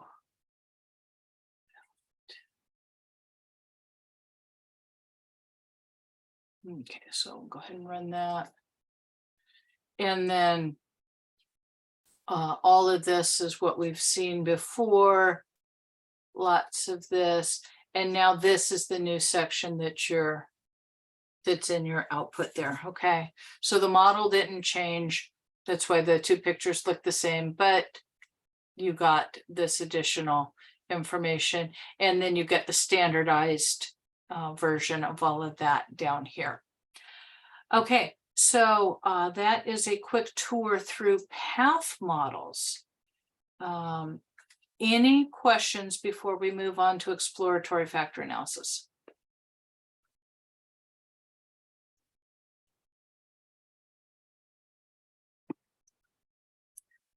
Okay, Mplus is a great place to do EFA. As I mentioned in the beginning, there's more rotations than you can shake a stick at. You can make any of the rotations oblique or orthogonal. You can use a FIML here. It's really awesome. You can do a lot, and you can take the results of the EFA and then use it with, say, a regression model, something like that, and incorporate the errors from the EFA into the regression model. It is super cool. It's great. And the syntax is actually not all that bad. Oh, and you can use continuous and categorical predictors in here, which is also super great. You also tell it in the one input file how many solutions you want. So for example, if I said I want a 2, 3, and 4 factor solution, it'll give that to me in one run. I don't have to run it over and over and over again like you have to do in, I think, almost everything else. So that is super cool there. The default is geomin. It's a type of oblique rotation, but you can make it orthogonal if you want. 27 types of rotations, and he's still adding to that. That's crazy talk. That's cool. You do need to specify whether they're going to be oblique or orthogonal, because like I said, anything can be either one of them, which is really different from other software. And then if you have the plot statement and type equals 2, type equals 2 gives you the scree plot there. Let's see here. You can actually do EFA with complex survey data. Super cool. Not a lot of data sets where that's really appropriate, but this is one of the few places where you could do such a thing if you had the appropriate data. And you get standard errors for your factor loadings, which is, I think, fairly unique to Mplus. So remember when I was saying you don't want to assume that these things are estimated exactly. There's some error here. Now you got the standard errors around them, and that is so cool. All right, so here's our code. Let's see here. We've got exploratory EFA for our title. The file is M255. We did use listwise deletion, but you don't have to. We've got the variable names. We've got our usevars, missing our -9 in this data set. Some of the variables are categorical, so we specified that here. And here we said analysis type equals EFA, and we did 3, 3. So what that means is that we only want a 3-factor solution. But if I wanted a 1, 2, and 3-factor solution, I would say 1, 3, and that means start with 1 and end with 3. So that is super cool here. You can have rotation equals. We just commented these things out to show you what is possible. I've really never had to adjust the number of iterations, but you can increase the number of iterations if it's not going to converge, and then you can use plot type equals 2, plot 2, in order to get your scree plot. And your scree plot is going to look like this. Again, the graphics here are not great. No doubt about that. But here you can see what the plot is here. So that is your EFA. Does anyone have any questions about an EFA?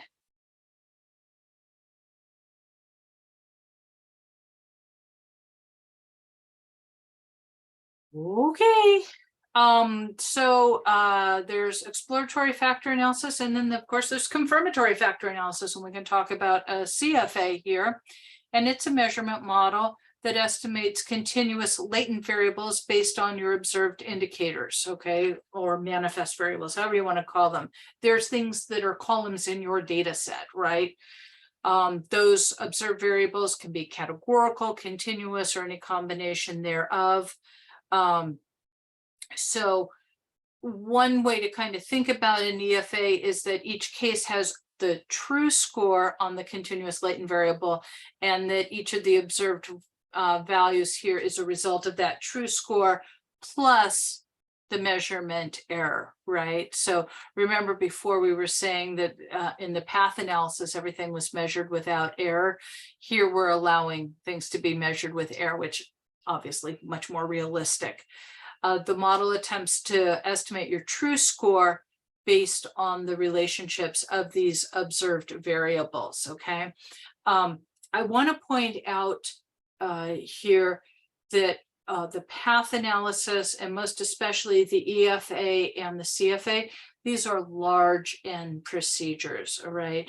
I have seen lots of people try to run these things on very small data sets, like 100 observations or 80 observations. And, you know, the algorithm might actually be able to give you results, but how realistic those results are is pretty much anybody's question.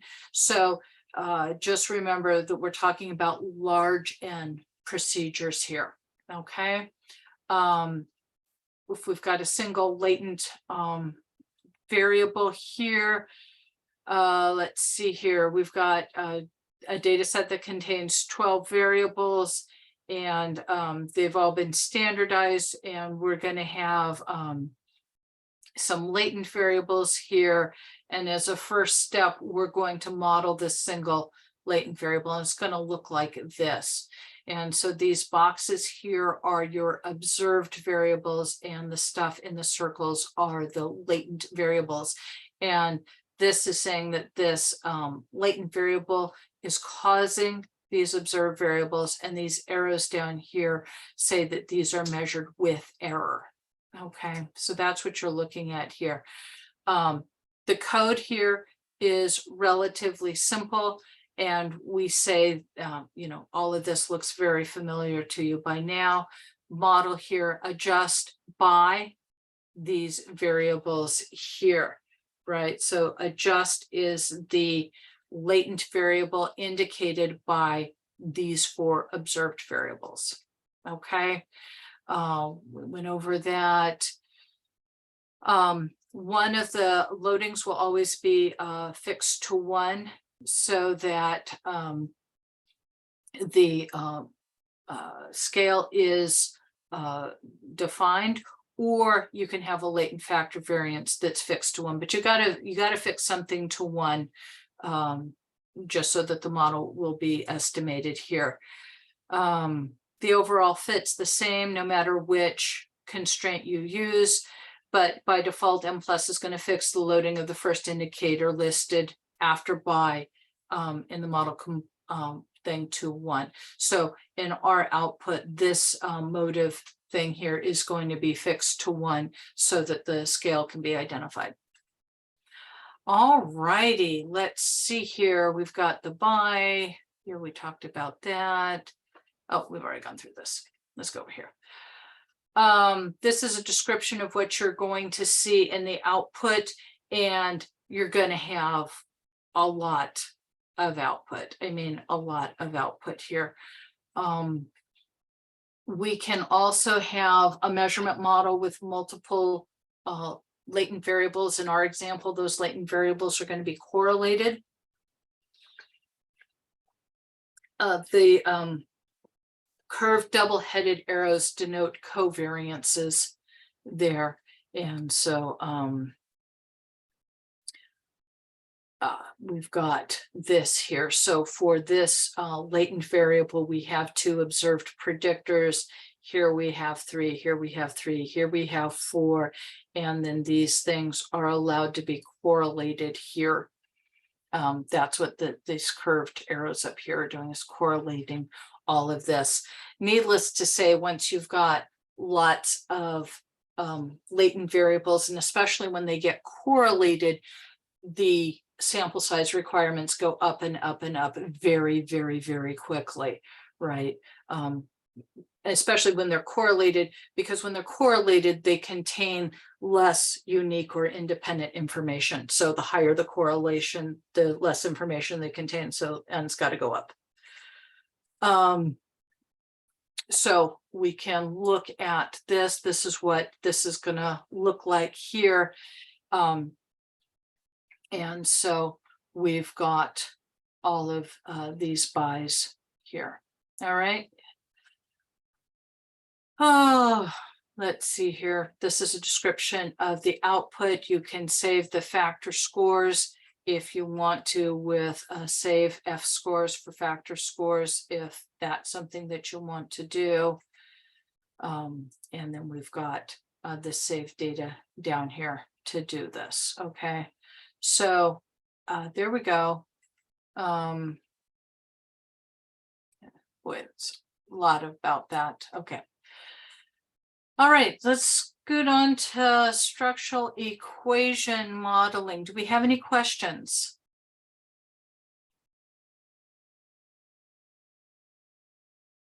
Okay. So let's see here. You can kind of think of a structural equation model is a bit of a mashup between that CFA that we just saw in the path model here. We have shown you how to estimate two types of measurement models, which was the CFA and then the latent class. We've shown the path model, which is the relationships among the observed variable. And so this structural equation model is going to combine the two. You're going to have the regression paths to estimate a model with specific relationships, but you've got the latent variables in here. SEMs typically impose restrictions on the relationships between the latent variables. So what that really means is that only a subset of the possible paths are included in any given model.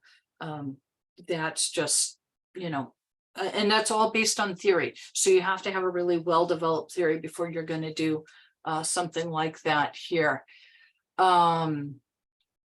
So this describes what our example is going to be, but this is what the model is going to look like here. That's a lot of stuff. Okay, so let's see what the code is going to look like here. We've got our data set, we've got our variable names here. We have family indicated by these two variables, cog indicated by these three variables, achieve indicated by these three, adjust indicated by these four. And now we have achieve, this latent variable regressed on these variables, and adjust, which is again our latent variable, regressed on this, which is also a latent variable here. So, and these are latent variables too. So that's where you're getting all those arrows between the latent variables. That's a lot to ask, right? This goes through what I just said here. Yes, so we've got the output. There's a lot there. Let's try running that.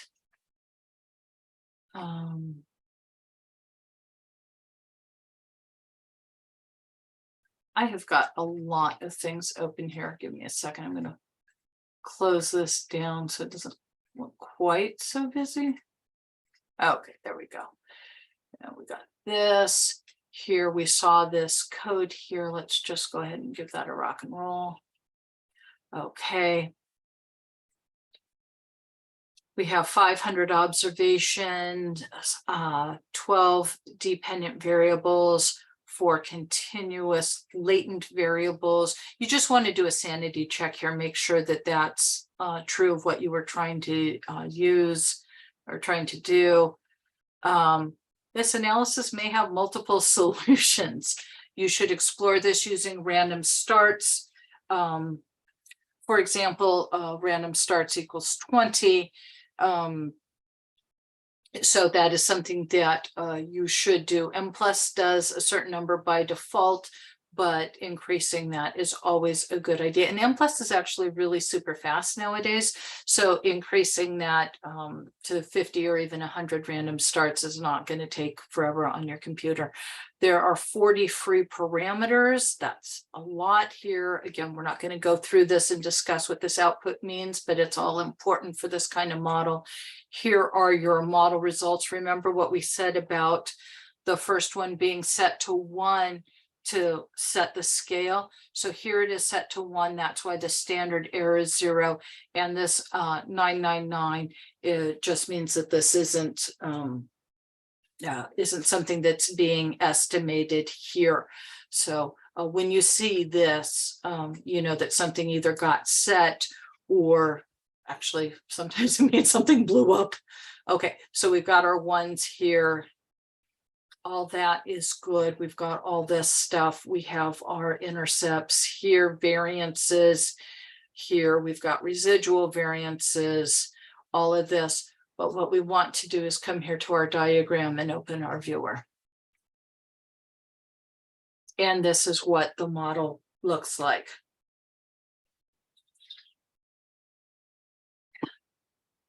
Now you can move it around to make it look a little bit better if you want. I mean, like you can drag and drop some of this stuff here if you need to kind of compress this or whatever it is that you want to do. But that's what you get. And so honestly, I would say that in the end, it's not super complicated. The syntax, they really did try to make it readable. All right. But again, build this up slowly, because if you're going to have an error, you want to know what's causing the problem here. Let's see here. You can add observed variables if you want to do that. So we've added this observed variable here, and then we've got this here.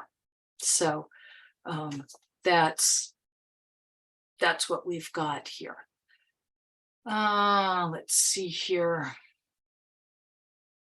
This describes what we did. We're using on here and by. You can get additional output if you want that thing. You can get standardized output if that's what you want. You know, there's all sorts of things you can do here. You can get modification indices. So obviously every model makes assumptions, and one common assumption here is that a parameter is equal to a given value, usually 0, if there's no direct relationship between the two variables. These mod indices here, as they're called, can help evaluate how reasonable that assumption is by giving a researcher a sense of what would happen if those assumptions are relaxed. If you estimate something that you had set to 0, for example. We always urge caution with mod indices because it's a very easy way to overfit the model to your data. On the other hand, if your model isn't fitting the data set well, it could give you an indication of where to start looking for paths to include that could help improve the fit of your model. So there are some other technical things about how Mplus is doing. The MI is mod indice here, not multiple imputation, it's mod indice. But you can look at that if you need to. All right. Freeing, constraining, and testing parameters. This actually much more widely used than you might think. Does anybody have any questions before we move on to this part?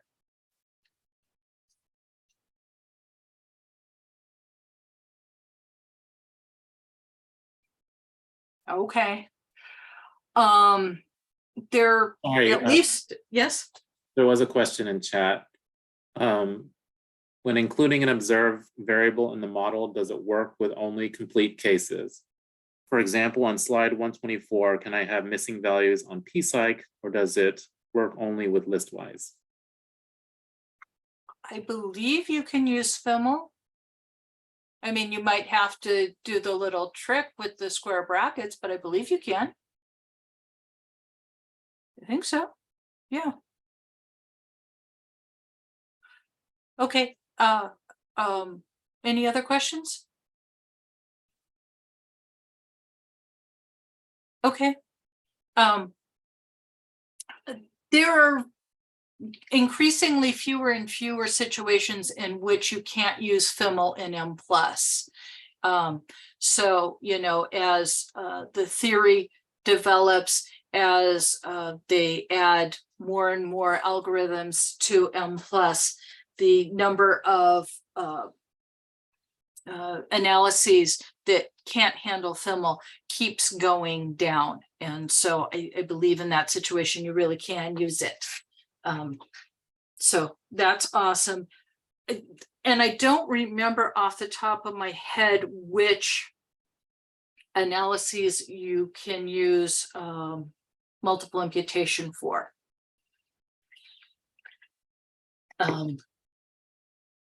I would have to look in the guide for that, but I think you can handle the missing in those kinds of models. Okay, thank you for that question. Any other questions?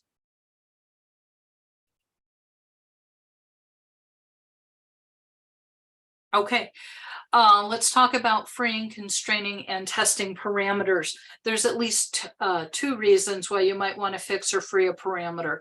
The first thing is that you might want to override a default in Mplus, and that's perfectly okay. Mplus does a fairly good job of deciding what parameters should be free and which ones should be fixed. But if your theory says something else, by all means, change that up to fit your theory. Secondly, when fitting an overall model, you might want to test hypotheses about specific parameters. So, for example, remember that we have said multiple times that if you have a categorical predictor variable, let's say in a regression model, you might want to get the multi-degree of freedom test of that variable. If your variable had 3 levels, then it would have 2 degrees of freedom. You're not going to see the test of that variable, that 2 degree of freedom test, in your output by default, because Mplus doesn't know that they're part of the same variable. But you can tell Mplus that and then get the 2 degree of freedom test. And we will show you examples of that in just a couple of minutes. So let's start off by constraining a parameter to a given value. And you use the @ symbol to do this, and then you just give it the value. So if you say adjust @0, you have set the parameter for the variable adjust to 0. It's really as easy as it sounds. Okay, so here is the magic line here. You can see that achieve on cog adjust @0 here. And so this coefficient has been set to 0. Okay, nothing magical here. You can look at the output and see that there. The standard errors were fixed because, of course, you fix the parameter, so there's no standard error. So that makes sense here. Just double check and make sure everything worked the way that you had expected. If you want to free a parameter here, you can use an asterisk. So in our example here, if you say motive star here, we're freeing that. Okay. So when we have this and we've got the star here, that's saying free that parameter, put that constraint somewhere else. Remember, we talked about there were at least 2 different ways that you could set the scale for the measurement. And one of them was to set this variable, the coefficient for this variable, to 1. If you don't want that to happen, just put an asterisk there and override the default. Okay. if you do that, the mean of the latent variable here is going to get set to 0, and its variance is going to get set to 1. And so that's okay. All right, so you can use @ to fix, you can use an asterisk to free, and here we go. So that's what we did here. We freed this, and then we set these here. So the model would be identified. Okay, let's continue here. It's equal to this value rather than 1, a non-zero standard error because we freed it up. Okay. Assigning names to parameters. Okay, you need to be able to assign names to parameters to use the model constraint model testing. So this is where things get to be a little bit tricky here. So model test and model constraint requires this.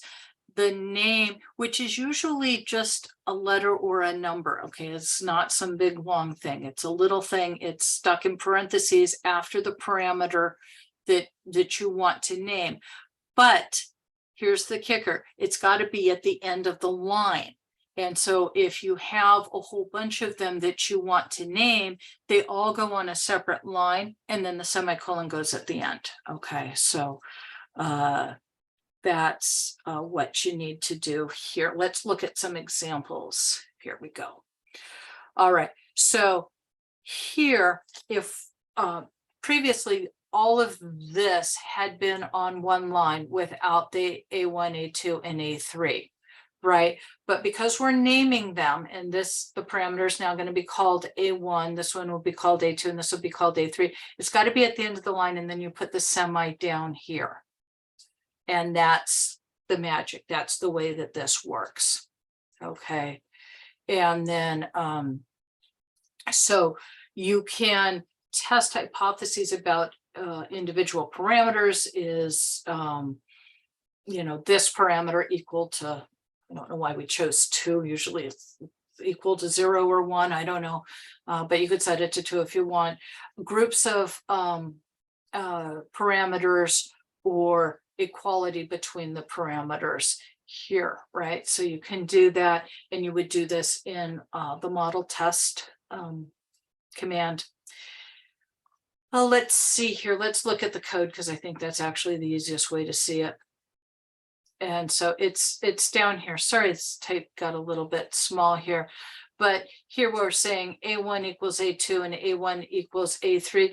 This is just to get the wald test to see if our 2 degree of freedom test is statistically significant. Where I tend to use these is when I have dummy variables in my model, and I will do that. But the one thing you have to remember is that you can only do this in one input file. So for example, if I had 3 sets of dummy variables, I have to do a separate input file that's exactly the same 3 times, except for the model test and the which one I'm testing for. So it's a little bit cumbersome in that respect. So let's see here. This is just what we were talking about, the wald test. It's got all this. Okay, that's great. And this talks about this. And so you can also do this, that the 3 simultaneously equals 0, or you can do something like this, that it equals 1, if that was what you were here to do. Let's look at that here. It's 3. Right, okay, so here we've just named them, so I want 4.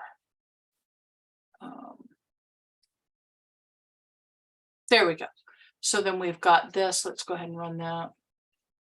And then this stuff is all at the bottom of the output. So just scroll towards the bottom here. A little too far down. Oh, okay, not quite to the bottom. All right, but here's our 2 degree of freedom test. So this was the weld test here. Okay, so that's how you get it. It's not so bad. You can constrain things to equality if that is something that you need to do. In this example, we're going to constrain the path coefficients for this to be the same. That's okay here. And we do that by, we're calling them 1 here. Okay. So here, because we used the same name, we set them to be equal to each other. Not that they're equal to 1. Don't make that mistake. It doesn't mean that it equals 1. It just means that they have to be the same number. Right. And we just called them 1. That was just the name we used. Okay. You could also do something like this if you wanted to. All right, that's the end of that section. Any other questions or concerns?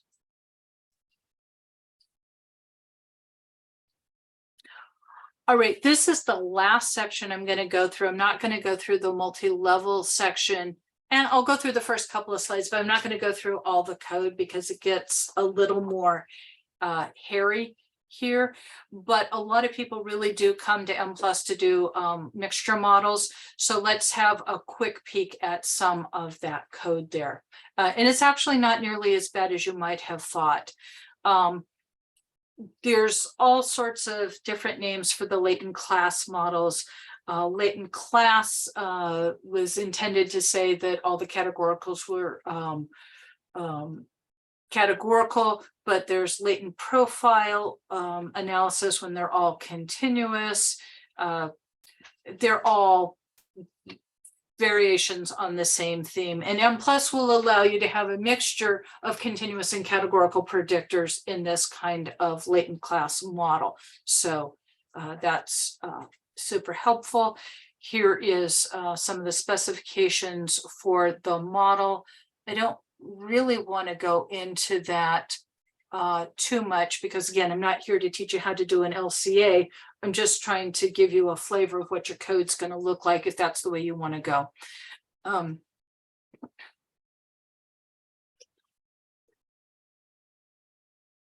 Here are some of the variables that we're going to be used, and we're going to tell Mplus how many latent classes to extract.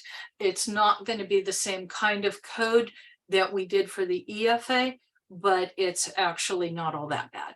Let's see here. That's all of the good stuff there, but let's go here.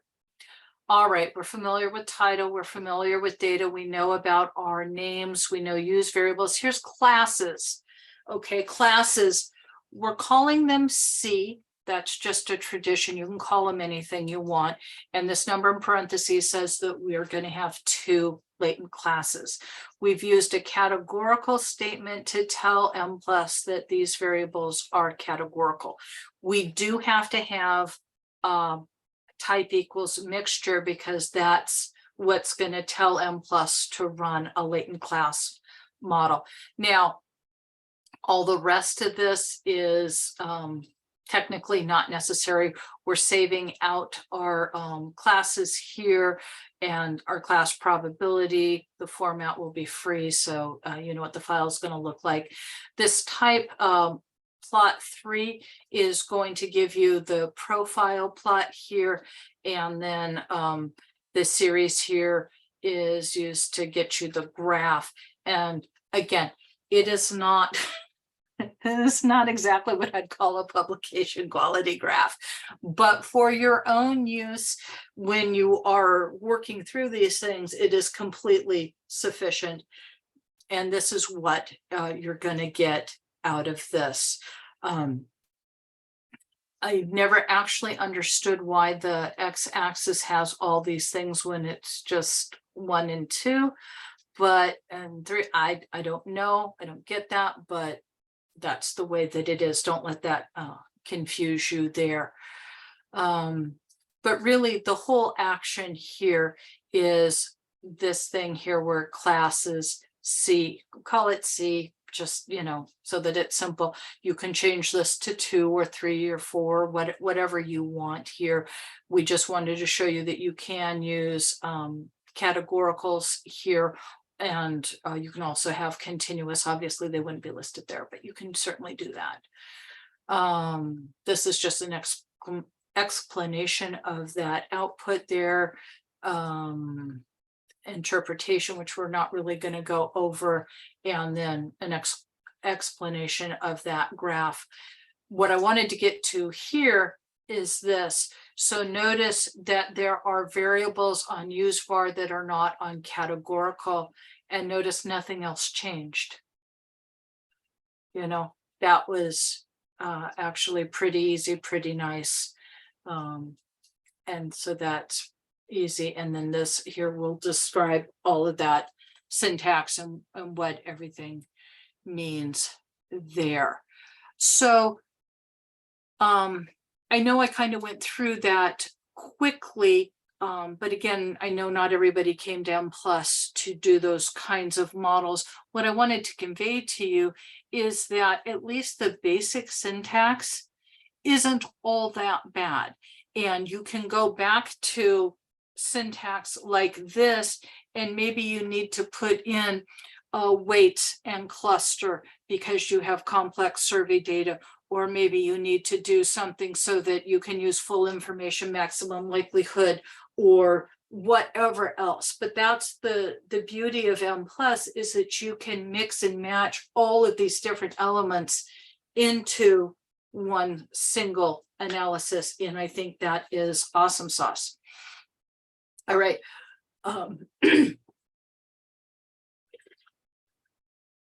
Any questions? Okay. All right. In most statistical software, your data need to be in long form in order to run a multi-level model. And by long form, what I mean is that you have multiple rows per respondent or per level 2 unit, assuming you've got a 2-level model. So if you have time nested in person, and you, let's say each individual gave you data at 3 different time points, then each individual in your data set will have up to 3 rows of data. If somebody didn't provide you data at, say, time point 2, then that individual only has 2 rows of data, and that's okay. That's perfectly fine. Mplus is unique in that not only can it analyze multi-level data in long form, it can also do it in wide form. The wide form is really very different. The long form here is the univariate approach, and this is just the standard stuff that you would have with any other software. But this wide approach is kind of in the framework of the structural equation modeling or latent growth modeling here. And that's a multivariate approach. It's a little more explicit about the way the latent variables are used in the model.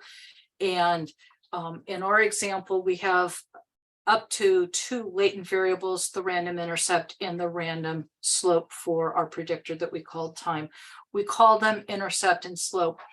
In most of the Mplus examples, you will see I for intercept and S for slope, and they're very consistent about that. So if you see I's and S's in a multi-level kind of framework, think random intercept and random slope here.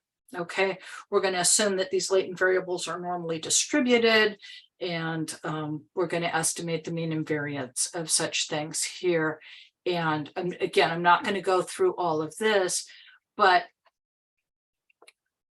that is the longitudinal model when your data are out in wide format here.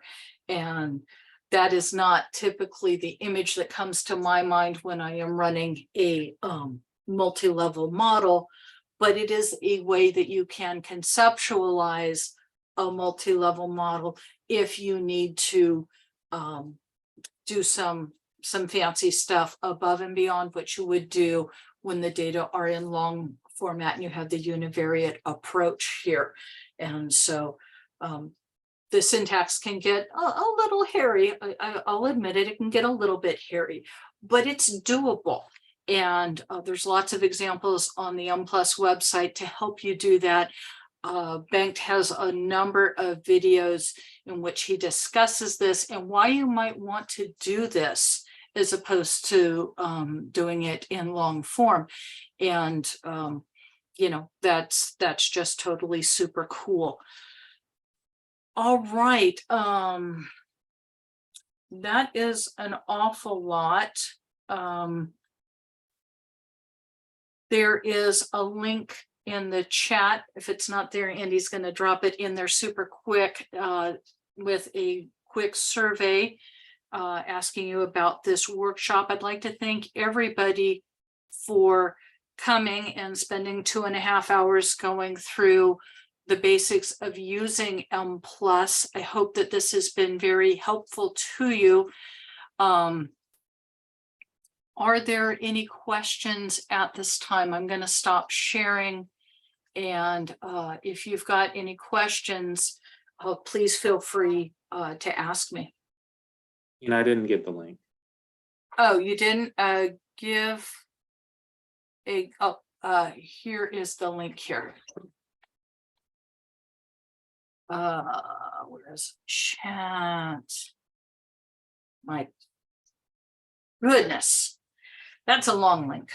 I wouldn't try and type that one in. I can't. All right. So if you don't mind filling out the survey, that would be lovely. Does anybody have any questions?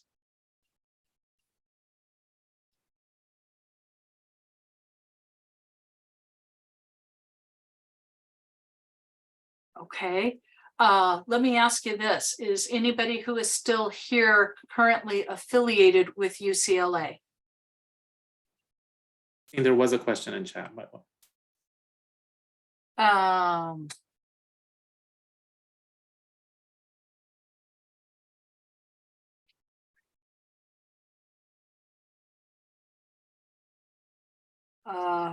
With respect to what model, please?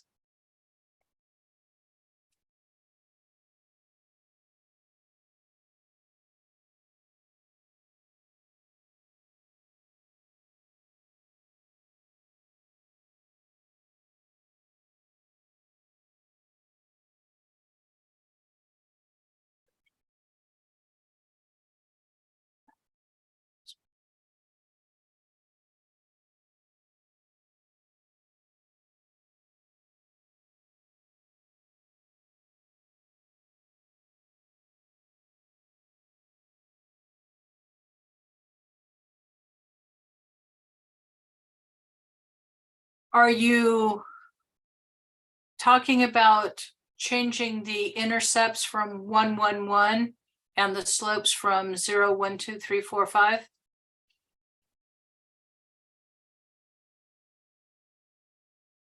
Okay.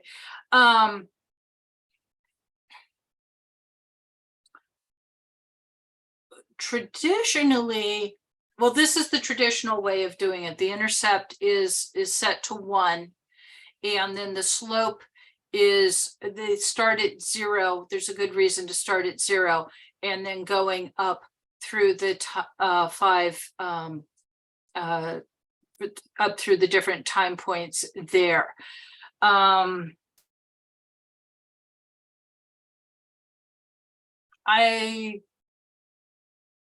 am not quite sure what it would mean for the intercepts to be.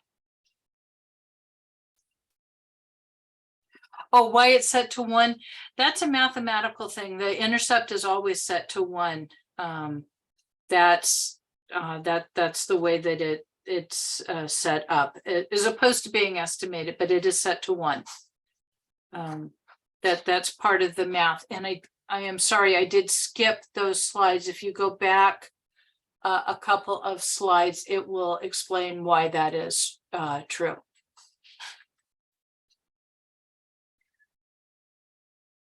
Okay, any other questions, please?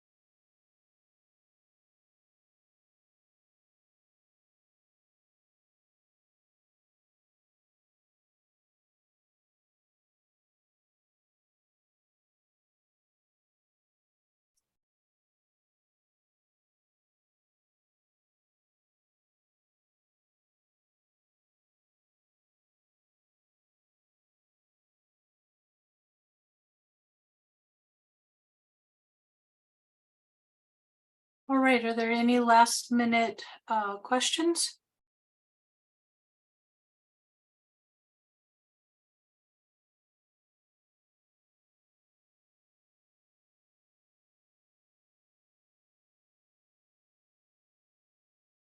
I'm gonna go ahead and run because Jose wanted to meet at 3:45, ready for that meeting. So I'll see you Okay. tomorrow.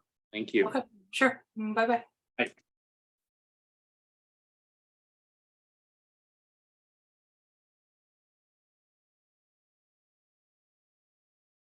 All right, James, thanks for asking questions. I really, really do appreciate it.